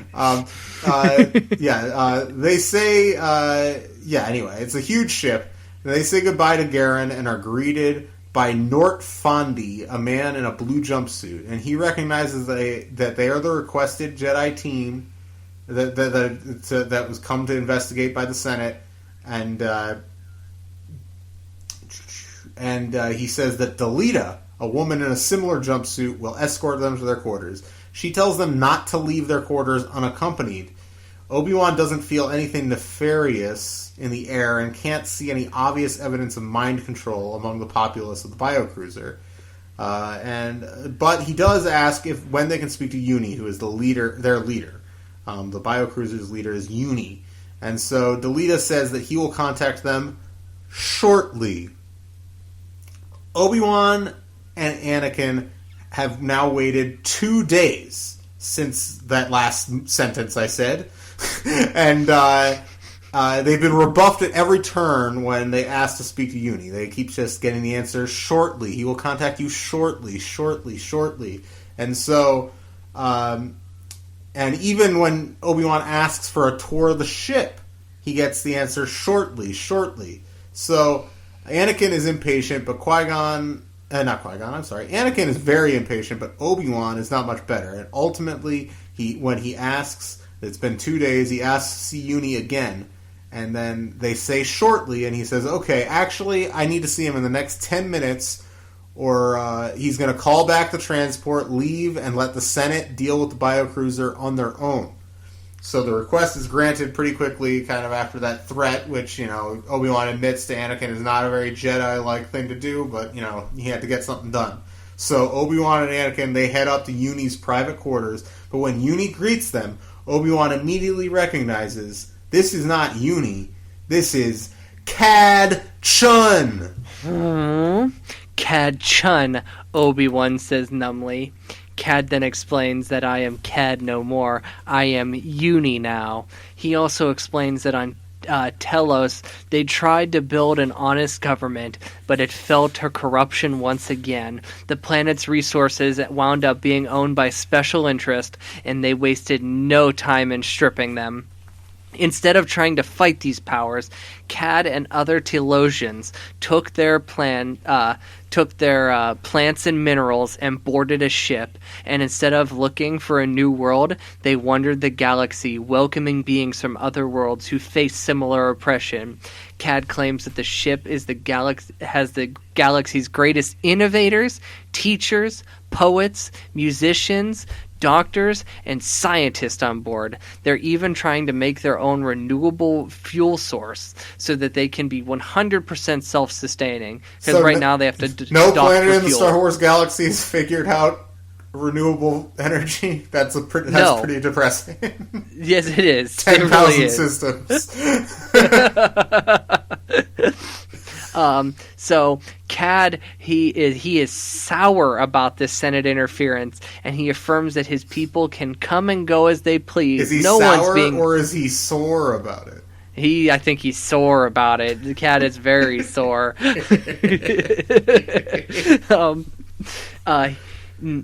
Obi-Wan, he apologizes on behalf of the Senate, he says, but there are family members throughout the galaxy who haven't heard from their loved ones since they got on this ship. And Cad's like, well, don't worry about that. I'm going to immediately arrange a tour for you, and you guys can roam the ship freely. And as they leave, they pass a very old man, and Obi-Wan realizes that it is Vox Chun, and Vox's eyes burn with rage. Clearly, he remembers what Obi-Wan looks like, too. In the turbo lift, the boy, he asks Obi-Wan, he says, why do they hate you? And Obi-Wan says it's old history, but it won't interfere with the assigned task. And clearly, the boy does not buy this, nor does Obi-Wan. So, chapter 14. I'm going to read the first 2 paragraphs and the last paragraph of this chapter, but I will recap the rest. Okay. All right, Anakin trudged alongside Obi-Wan, wondering about the title of Padawan Learner. That implied that he was supposed to learn, didn't it? How could he learn when he never had the full story? Yoda was full of riddles. Mace Windu spoke in hints and allusions. Even his master deflected most talk of the past, except for affectionate or respectful references to his old master. Sometimes it seemed to Anakin that everyone at the temple spoke a different language from the one he knew. It was at such times that he missed his mother's warm clarity. But remembering Shmi brought back an ache so deep it never went away. So, Shmi is my wife. Okay. One of my favorite lines from episode 2. Is it? Or is it just because it's our friend Sam's favorite line from episode 2 and he says, "Oh, what's a great line?" For whatever reason, it makes me think of a person we knew at college, a skeezy kind of character, if you know what I mean. For whatever reason, I always thought really? that Clegg Lars's voice always kind of sounded like think, him. I think Shmi's husband seems okay. It was his voice that always reminded me of that for whatever. Yeah. Shmi is my wife. By the way, Joel Edgerton needs to be in the Obi-Wan show, right? Mm-hmm. He 100% does, of course. He said in an interview, like some junket thing, that he's totally down. So hopefully that happens. Anyway. The most controversial thing will be who do they cast as a young Luke Skywalker. So as long as he's like 10, I don't think it's a big... I think people might have hated a little kid Han Solo, but like I don't think people would have been as hard. It wouldn't have, if they did it well. I don't know if it would be as hard for people to accept as someone who like is not that much younger than like who we've already seen. If that makes sense. Like so, right? I think a 9-year-old Luke or something would not be that hard to buy into. Anyway, Obi-Wan and Anakin, they meet their tour guide, who turns out to be Andra! Andra! Now, if you don't remember, in the Day of Reckoning, which took place on Telos, we met a character named Andra, and she was the leader of kind of the kind of underground resistance movement against Unify and Offworld by extension. So, and of course, catharsis. Yeah, catharsis, all that crap. So, Obi-Wan is happy to see his old friend, because they actually got along very well, if you remember, and so is she. Go back and listen to that episode if you really need a full refresher on the events there. I'll be referring to them fairly casually in this episode, because I don't want this to be a 4-hour episode. So, anyway, so he's happy. They're both happy to see each other, and despite Qui-Gon and Obi-Wan and Andra and Den, we'll get to Den in a minute, despite their best efforts to take down Offworld all those years ago, corruption once again took hold on Telos, and Andra is now a follower of Uni, or Cad. She also talks about her personal life a little bit. She ultimately did marry Den. As I said many times, they wanted to fuck. So, Anakin asks her how she and Obi-Wan know each other, because he believes he'll get a more complete answer from her than he would from Obi-Wan. So she basically recaps the events and the basics of the Day of Reckoning. You remember the sacred spaces on Telos were being mined by Unify, which was a front for Offworld. And then she kind of offhand mentions Xanatos, and right away Obi-Wan changes the subject. He interjects and is like, "Okay, let's move on." Basically, Andra notices this and is like, and respects Obi-Wan's wishes to not talk about Xanatos. So while they're on their tour, they take a look at the early plans for a self-sustaining energy system on the biocruiser. And Obi-Wan points out that even most planets aren't totally self-sufficient, like meaning they don't have to trade with other planets. But Andra believes it's the only way to be free of corruption, which is the kind of an isolationist streak that is unfortunate. I'm disappointed in Andra. Like that's not in a galaxy like the Star Wars galaxy, or in a world like ours. It's impossible to create an isolationist economy without crippling your own citizens' the ability to live a decent life. Anyway, Brexit is bad, is what I'm saying. So, yes, Annie is very impressed by the biocruiser. He's not sure how he feels about Uni, but he likes the idea of living on a spaceship. And so, after a few hours, Andra does drop them back off at their quarters and assures Obi-Wan that everyone is here of their own free will. And Obi-Wan says that he hopes that that's true. Andra takes this skepticism in stride and says that she'll send Den over to see him later. He'll be happy to see him. And when they're alone, Anakin asks Obi-Wan about Lil Xanatos. And after some hesitation, Obi-Wan does finally tell Anakin about him. And I'm going to read the last paragraph here on page 119. At last, Obi-Wan had shared something real with him. There were times, especially early on, when Anakin questioned Obi-Wan's motive in taking him on as a Padawan. He knew Obi-Wan had done it because it was Qui-Gon's wish. Was he a burden to Obi-Wan? Just a promise made to a dying friend? More than anything, Anakin longed to have that kind of bond with Obi-Wan, the kind of bond with Obi-Wan that his master had had with Qui-Gon. There were times when that closeness seemed very far away. So that to me is a great statement on the difference between these two relationships, which obviously is the subject of this book and the next book, and honestly probably the entire project of the Jedi Apprentice into the Jedi Quest series. So Jude Watson knows how to write Star Wars. Okay. She certainly does. So Obi-Wan, he's getting ready for dinner. He splashes some cold water in his face. Having seen so many people from his past in one day made him feel like a boy again, but it also opened some old wounds. He was happy to have seen Andra, but Uni and Vox was a very unpleasant meeting. Here they had gathered disillusioned idealists who have left their homes out of anger and disappointment. Obi-Wan also wasn't a fan of how Andra's spirit had changed because of them. She was no longer the fighter that he once knew. He was also worried about everyone on the ship donating all of their assets to the ship. Who controlled this wealth? Vox? Obi and the boy head to the cafe. Obi-Wan's appetite isn't as ferocious these days, but the boy's certainly is.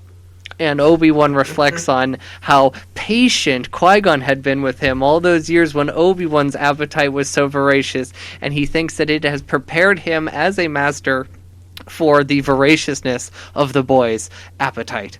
Then suddenly somebody walks up to their table and pulls a chair. It's Den! They catch up, and he tells he was the one who introduced Andra to Uni's ideas. She was at a low, feeling low on Telos, and Uni seemed like he had some solution, so he brought her to a meeting, and she bought into it. She bought the whole farm, and right from the get-go, Den's like, there's something fishy here, but he only bought into it because he didn't want to lose Andra. Andra was so head over heels into Uni's ideas. So he suggests he doesn't trust Vox-chan. Vox spends most of his time in his luxury penthouse room. He doesn't associate with the lower beings, but Den has caught him a couple times talking to a tech worker named Kern. Vox always joins the landing party when they dock for refueling too, which always seems to stop at some industrial planet. Obi-Wan points out that Vox wasn't in the landing party when they arrived, but then maybe again he didn't want to be because of the Jedi. Den also keeps hinting at this Kern character, but Obi-Wan acts like it's not much of a lead. When Den departs, Anakin asks, why doesn't Obi-Wan trust the feelings about Kern and Vox? Den is trusting of his feelings. Isn't that the Jedi way? And this kid is always asking the hard questions, and Obi-Wan simply responds, I trust my own feelings, not Den's. And historically, Obi-Wan has never trusted Den. He's always been suspicious of Den, even though Den's a pretty good guy. Den's a good guy, and him and Andra, even though they may be going through a rough patch, they're not sure if they are on the same page about this whole biocruiser thing and about this Uni guy. They fuck all the time. I just want to. That is on the. I'm looking at the Wikipedia page right now, and it said, despite the marital struggles, one thing that never was a problem for Den or Andra in their life it was whatever. Was there sex life? I don't know. I fucking the bit is funny. It's a classic bit. Okay, there's our sketch for the week, people. It's a good bit. Okay. The next morning, this episode is. It's so long. Oh, where are we at? Like, let me look here. Oh we're my close God. to the end. We're very close to the end. I know. The book, we're close to the end. We're at an hour and 13 minutes of just the book. And then we talked for about a half hour. This is going to be the longest episode. I think 2:13 is our longest. There's no way this isn't going over. Anyway, so the next morning, Den returns to Obi-Wan and Anakin's quarters with printouts of Kern's records that he's stolen from the biocruiser's file. And they show that Kern has a top-level security clearance from the Senate, despite being a lowly tech worker. Seems suspicious? No. Obi-Wan doesn't think it necessarily means anything, but he wants a more complete tour this morning. And so he asks Den to take them to the tech center. When they arrive there, Obi-Wan and Anakin slip away from the group and strike up... Obi-Wan has Anakin do this. He strikes up a conversation with Kern. And initially, Kern finds this kid who knows a lot about the way the ship works, kind of annoying, but eventually he begins to let slip some information about Dyne-class sublight engines. And so when Annie reports this to Obi-Wan and Den points out that the tech department is totally separate from the mechanics department, and that Kern wouldn't ordinarily know what kind of engines the ship is running or which ones are malfunctioning. So there's no mechanical, and also there's no mechanical background in Kern's records. So again, Den's like, this is kind of suspicious. Obi-Wan contacts Tinani Econ, who is now the Jedi in charge of computer searches, which was Tall's old job, if you remember. And he reflects a little bit. He's like, he misses Tall. Now, I believe this book was published before Tall's death in the series, so it just kind of talks about how he misses Tall. It doesn't necessarily reference directly her death. I thought that was notable. Anyway, that is notable. So, he asks Tinani, this new person, Tinani Econ, to do a search on Kern, starting with the file that they already have, which he sends over. And he asks him to check on any dead people from the last 20 years named Kern, and tells which Tinani accepts the assignment. And then Obi-Wan tells Annie and Den, he reminds them about no names, which Qui-Gon had told him about, which is because of some mission 12 years ago. He doesn't remember the specifics, but yeah, something. And so.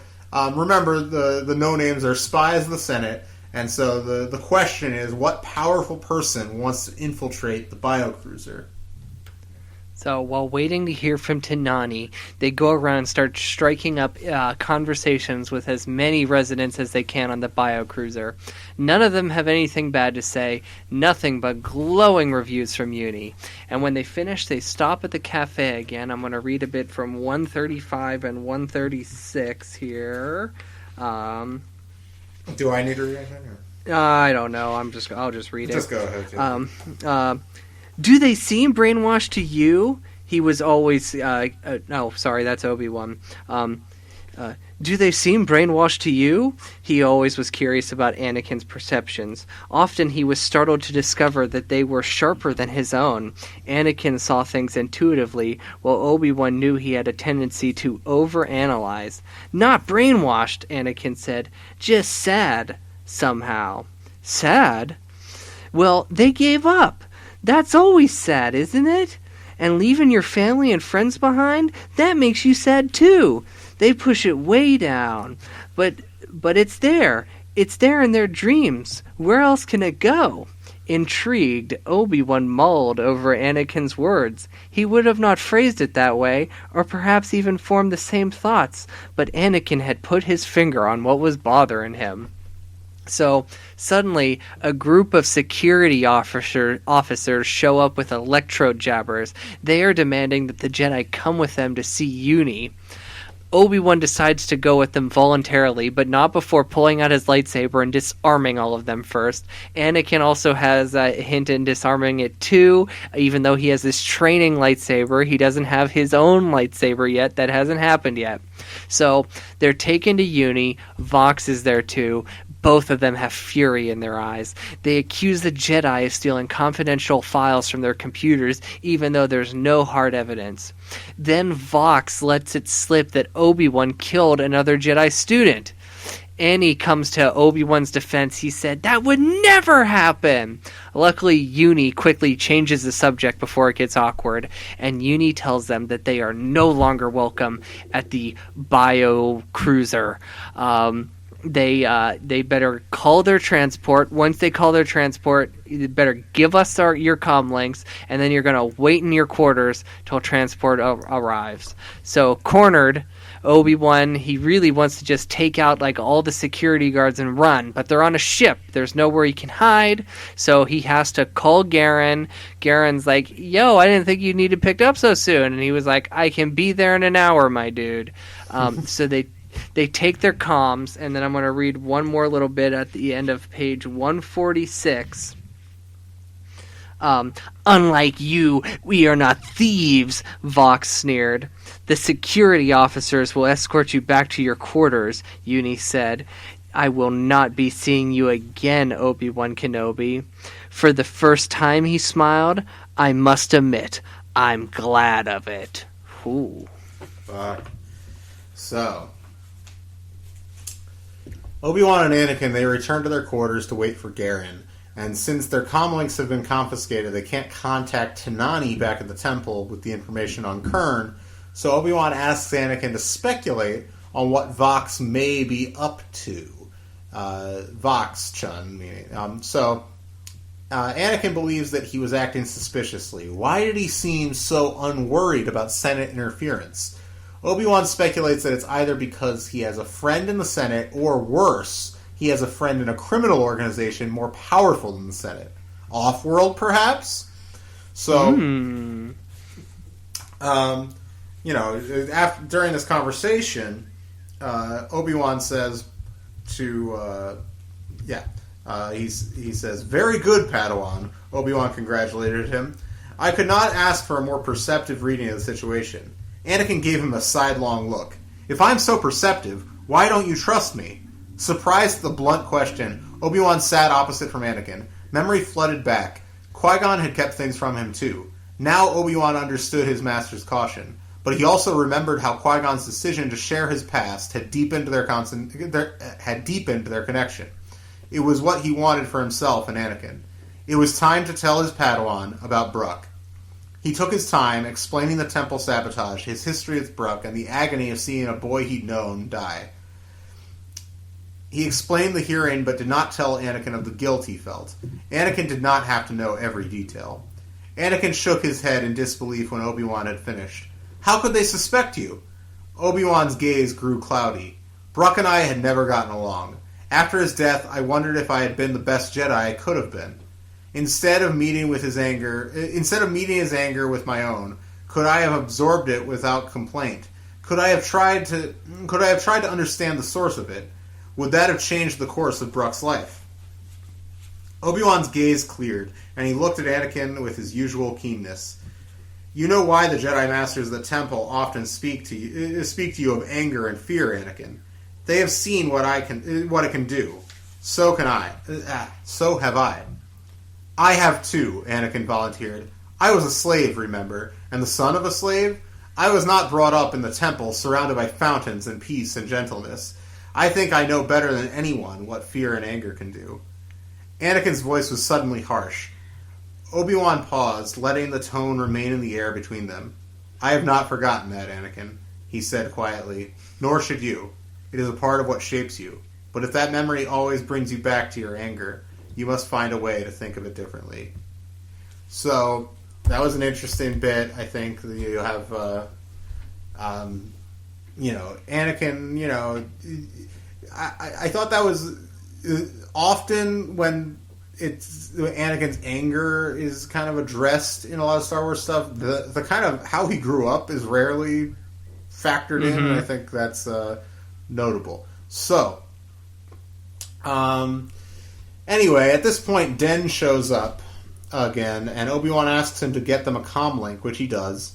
And Obi-Wan contacts Tanani with Den's comm link, who confirms the suspicion that Kern is using a dead man's name. A no name!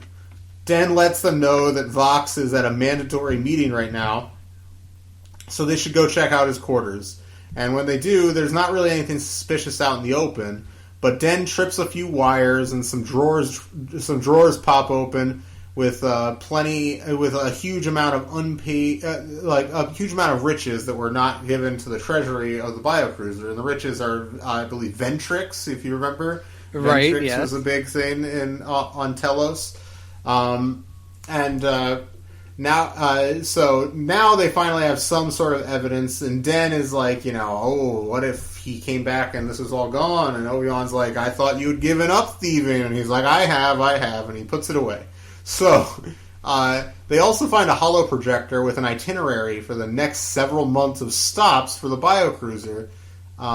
And Den is like, wait a minute, I thought we didn't actually make those sorts of plans. It was just when we needed to, we would find somewhere.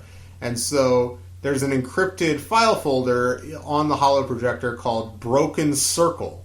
They can't open it. But at this point, though, they realize a ship is approaching, and they think it's probably Garen, so they need to get back to their quarters.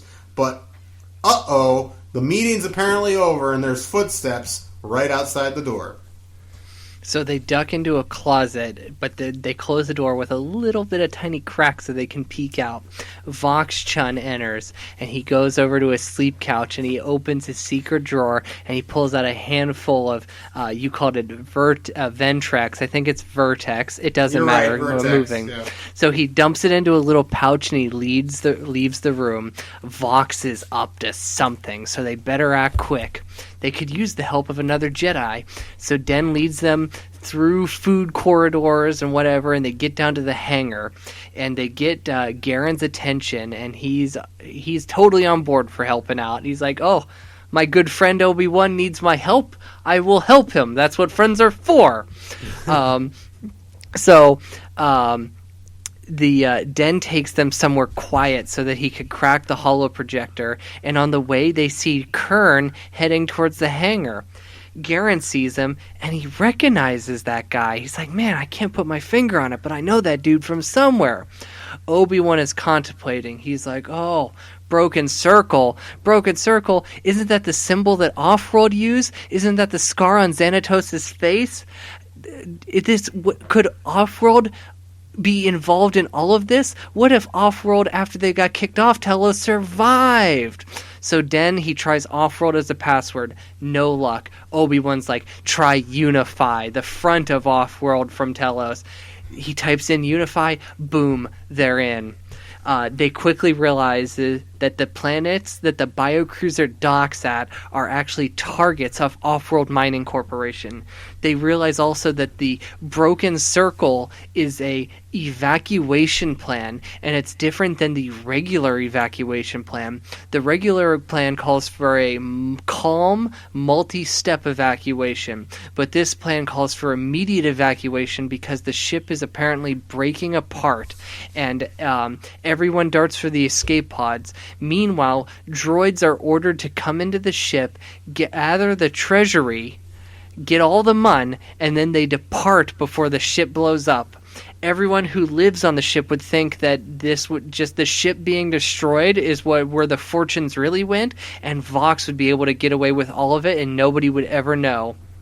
That code for this evacuation plan can only be sent out from the tech center. Kern could be the only one who put out the code.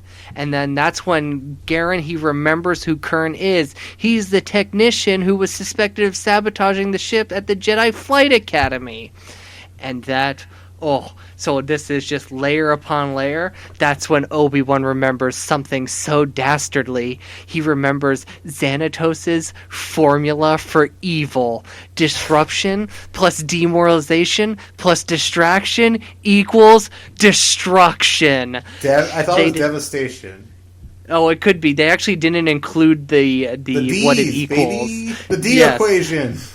The 3Ds. So they decide, okay, Den, you go after Kern, and then Obi-Wan and Anakin elect and Garen, they're going to go see Uni because they think, you know what? Maybe he's unaware of what his dad's up to. Maybe he's an alright guy. So, chapter 20. We're going to read this whole thing. Okay. Okay. Do you want help reading this? Who would be... I'll let you know as we go. Okay. Let's see. Yeah, just shout it out, you know. Cad's face was pale. He was so furious he could barely form words. How dare you accuse my father of this? We have the holographic files, Obi-Wan said, and your father has a pouch full of vertex. If you could only look. Vox Chun sat impassively during the Jedi's denunciation. Now he rose and pointed a shaking finger at them. Liars and thieves! Nothing has changed, my son! Are you so bent on destroying my family? Cad asked Obi-Wan hoarsely. Do you hate us so much? It is not hate that brings me here, Obi-Wan said earnestly. It is justice, and the safety that those you have brought aboard and the safety of those you have brought aboard the biocruiser. At any moment, off-world ships will be surrounding us. I assume this is your pilot, Cad said.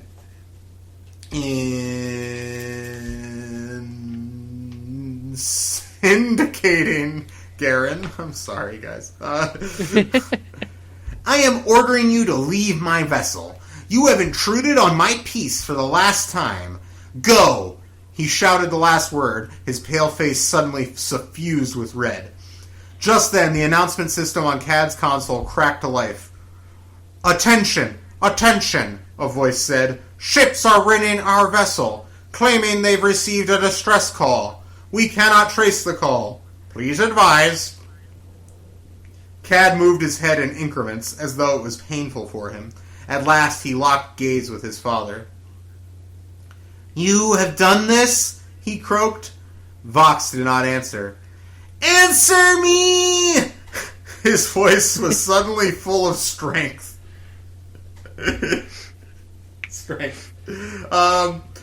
Vox took a step toward his son. You can come with me. They will take care of both of us. They promised. No! Cad covered his ears like a child for a moment, then dropped his hands. You've betrayed me. You've betrayed my cause. Your cause, Vox corrected angrily. Did I have a choice in the matter? I am an old man. Obviously, you have made sure that your own nest is feathered, Cad said scornfully. Didn't I give you everything you desired? The finest quarters on the ship, the ability to visit other worlds? You had a good life here. You did not need money. Is your greed so ravenous? It is not the money I want, Vox answered, drawing his fine cape around him. It is power! You are right about only one thing in this philosophy of yours, my son. The galaxy is changing. Corruption is everywhere. And I will not be left behind. You have never understood that to be ruthless is to win. I have powerful friends. I always have. Yes, I would stop at nothing to get what I want. I wanted justice 12 years ago. So did you. If I arranged to sabotage a few Jedi starfighters, what of it? Cad straightened his shoulders and fixed his father with a steely gaze. This ends now. I will inform the off-world ships that the biocruiser is not in danger. Then you may choose a planet, and I will transport you there. I will never see you again. Vox appeared shaken by his son's cold tone. I see I must agree. He strode from the room without a backward glance. Cad turned away from the Jedi for a moment to compose himself. When he turned back, his eyes were clear. I had no idea, he said. "We know that," Obi-Wan told him.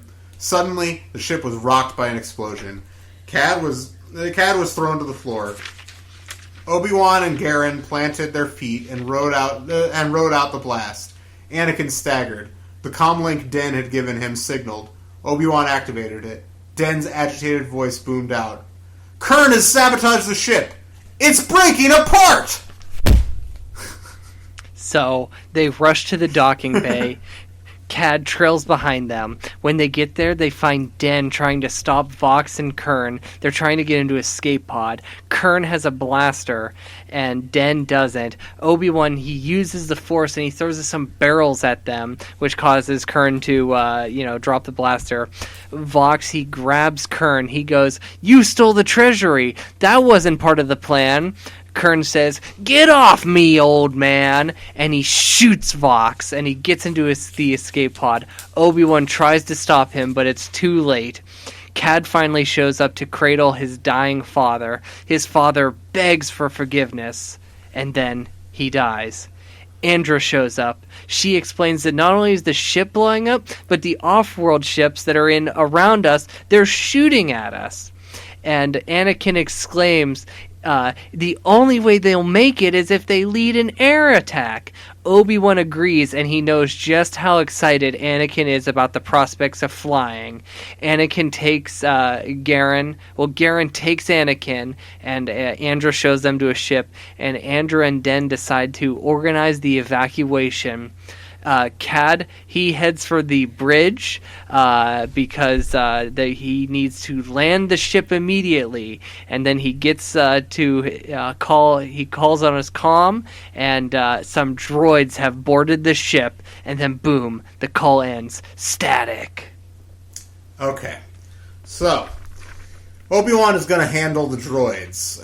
He takes care of them pretty quickly and eventually saves a couple tech workers, including a guy named Fiehian? Okay. And also a guy named Ree Pobbs. And the latter, Ree Pobbs, he decides to stay on the ship to monitor the equipment for the sake of Uni, who is committed to staying on the bridge until everyone else is safely evacuated. Obi-Wan returns to the bridge and sees Uni, or Cad, if you prefer, piloting the biocruiser. And Obi-Wan tells him about Ree Pobbs' sacrifice, and they turn their attention to Anakin's flying, which they can observe from the bridge.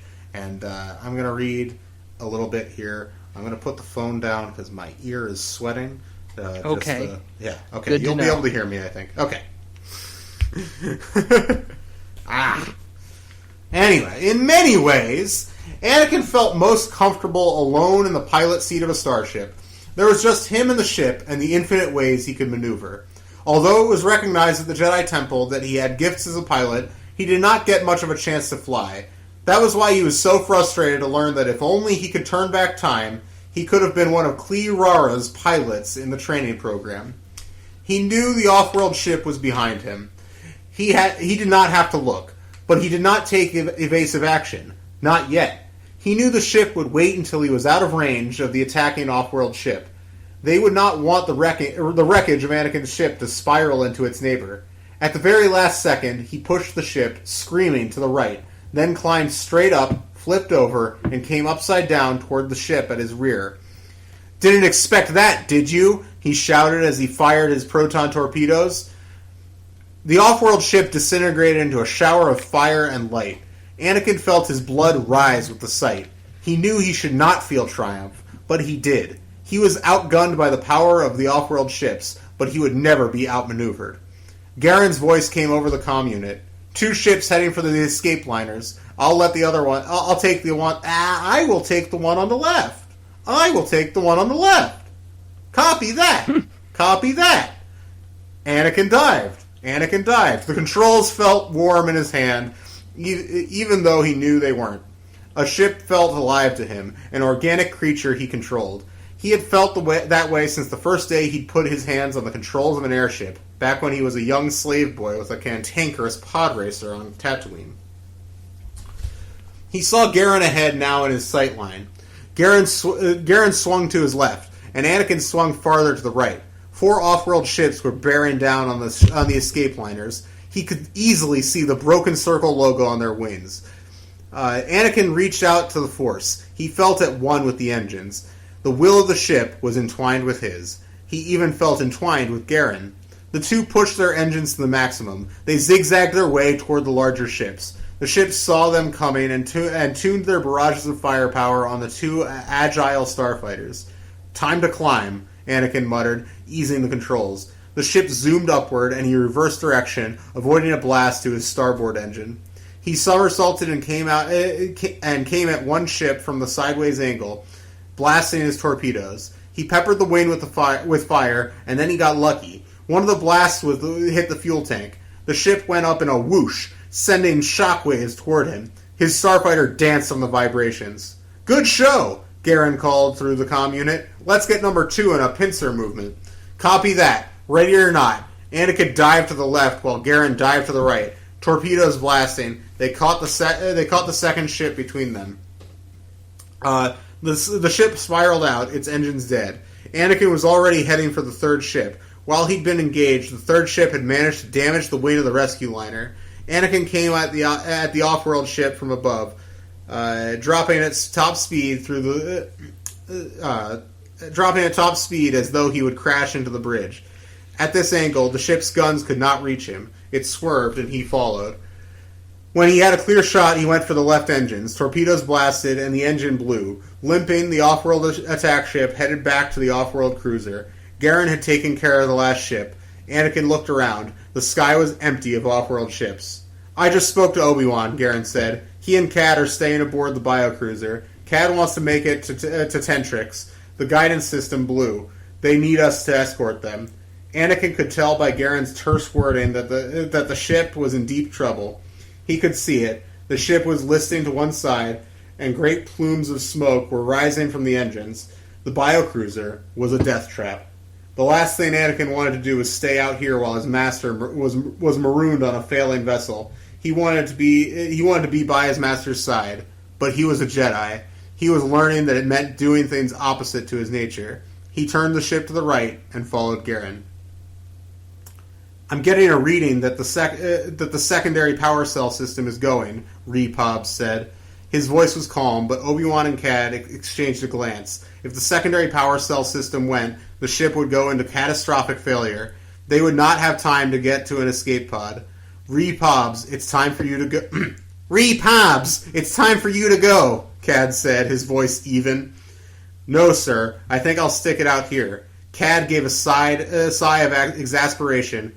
"All right, then. Keep us posted." He turned to Obi-Wan. "I'm going to gamble. I could use less power, which might spare the system, but we just have to keep the ship operational a longer period of time. Other systems are failing too. I'm going to increase power so we can reach Tentrix faster." Obi-Wan nodded. "All right." Cad turned back to the controls. "This is a good time for you to evacuate." This is a good time for you to evacuate. I apologize. I'm not doing the voices, and I'm reading too much, and you know what? It is what it is. It's okay. And you can't even hear me because the phone's not even to your ear. I'm sorry, what were you saying? No, nothing. I didn't say anything. Okay. I'm sorry. I'm leaving all this in because I don't have time to edit, guys. It's okay. Where was I? Okay. Obi-Wan nodded. All right. Cad turned back to the controls. "This is a good time for you to evacuate." "I'm staying," Obi-Wan said. "This is not your fight." "It is now," Obi-Wan responded. It was an agonizing journey. The ship's controls were erratic. Warning lights flashed on almost every panel. Obi-Wan kept his eyes on the ships flanking them. They were so close he could see Anakin's tense expression, the strain on his face as he tried to smile and give Obi-Wan a thumbs up. "Why do you want to save the biocruiser so badly?" Obi-Wan asked Cad. "Because I invited all those beings to join me," he said grimly. "They left their homes. They have lost their treasury. This is the only thing they have left. I will not lose it." Garen's voice crackled over the comm unit. "Tentrix dead ahead. Orbiting dock platform will be in position in 8 minutes. "We'll make it," Cad muttered. Now Obi-Wan could see the vast planet of Tentrix. The docking platform was a small dot in the distance, just a bit larger than a star. As they came closer to the docking platform, and the docking platform orbited them, it grew larger and larger. Almost there, Cad breathed. Suddenly, the comm unit came to life, and repoobs. Repoobs. It says poobs here, though. Anyway, Tabo, haha. His agitated voice sputtered out in a warning. Attack droids still on board! I saw them heading for the bridge! Obi-Wan whirled around, his lightsaber drawn, just as the doors to the bridge slid open. A squad of battle droids entered, blasters firing. Blaster fire pinged off the console and thudded into the upholstery of the command benches. Obi-Wan leaped over the console as two droids took aim at Cad. He deflected the fire with his lightsaber at the same time that he sailed toward the droids. He slashed at one droid's control panel while he kicked out at the other. They both fell with a clatter. He whirled around and sliced the next in two. Diverting blaster fire, he advanced steadily until the droids were cornered. Then, with one stroke, cut both of them off at the knees. They sank to the floor, still firing, and he sliced off their heads. They rolled together with a clunk and were still. Beginning docking procedures, Cad said, his voice shaky. He threw Obi-Wan a grateful look. We'll make it, thanks to you.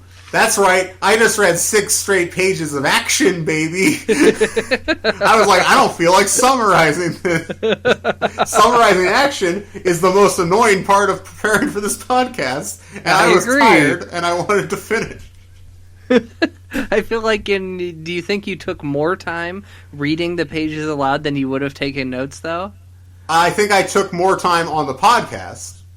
Yeah. For sure. I don't know.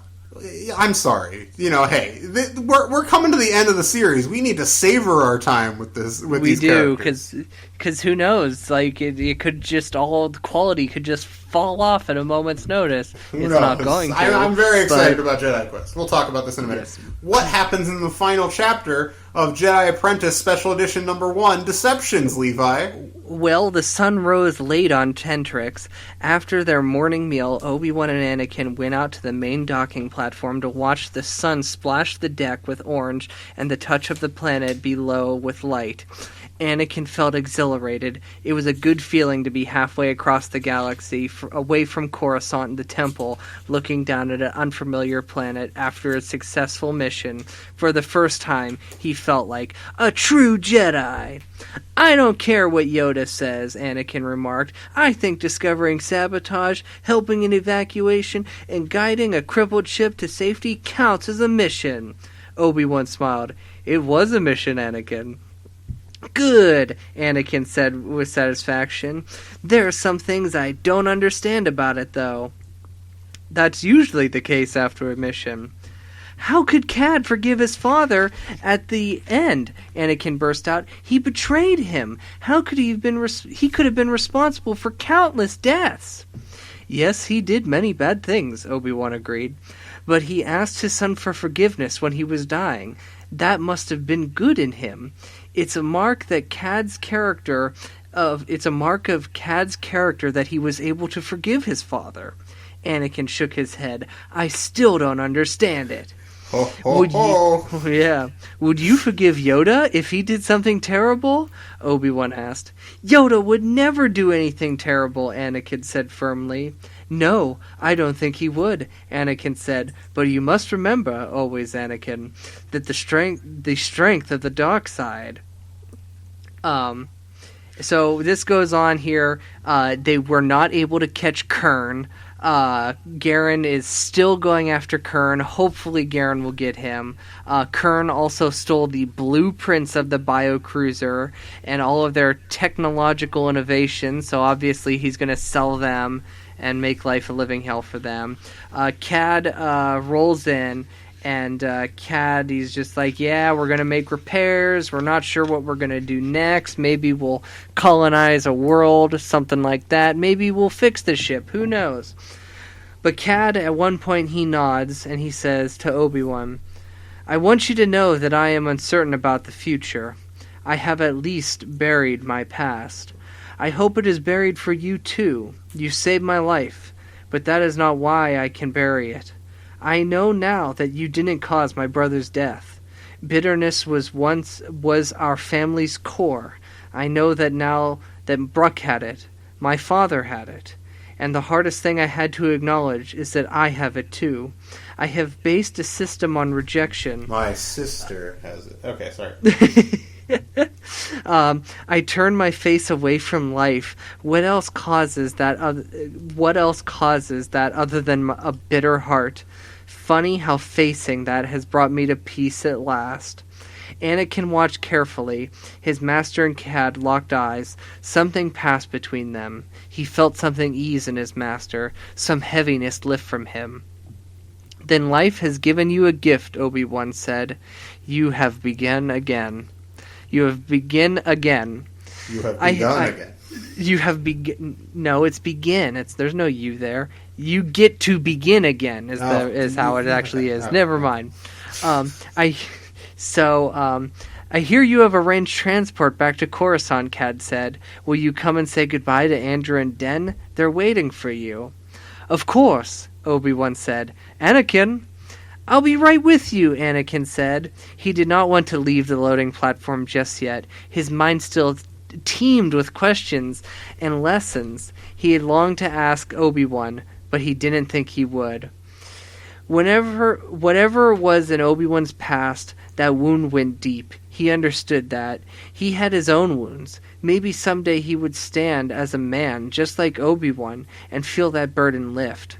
He thought again of Cad, cradling his father as he died, tears falling from his eyes. There were levels of compassion that he still did not understand. How did a being go about transforming anger into mercy? Frustration bit inside him. Obi-Wan tried to understand him. He loved his master for that, but no one could understand. Not his fellow students at the temple, not his teachers, not even Yoda seemed to understand so much. Would he always feel apart from others because of his background? And would that feeling of separation mean that he would never become as great of a knight as Qui-Gon Jinn or Obi-Wan? It was his greatest fear. Anakin turned towards the shelter from the spaceport, towards friends, warmth, light, and his master. The future would come, he told himself. At that moment, all he felt was grateful that he had Obi-Wan to show him the way. Okay, so that's the end of the book. We're officially the longest running episode of our podcast. Oh, damn. First. Breaking new ground. Yeah, I know. It's wild. Well, you know what? I'm going to just get started. It's appropriate this is our longest episode because this is the best book we have covered for this podcast. I'm laying it out. I think this is the best Jedi Apprentice book. I know that I'm spoiling 2 weeks from now, but who knows? Maybe next week I'll think differently. Who knows? Mm-hmm. But this book rules. It's obviously conceived in midi-chlorians, and it's obviously flavored with Anakin, so it's perfect. I couldn't agree more. This book, this is honestly, when people in my life ask me, why do you like the prequels, the prequel era specifically, I love the movies too, but why do you like that period? Because a lot of people are just bored by all that stuff. I would say stuff like in this book. I love the intricacies of the Jedi and the political situation that the kind of conundrum they find themselves in the prequel era. It's just, I find it endlessly fascinating. It's a way to explore so many ideas about society and about the role of of religion or spirituality in society, and the idea of and the ideas like forgiveness, which are very core to the heart of Star Wars, obviously. And obviously, I made a remark there when you were talking about Anakin being confounded by the idea that Cad could forgive his father. After all the terrible things he'd done, obviously is a clear, referencing of Return of the Jedi, the fact that Luke is able to do that. I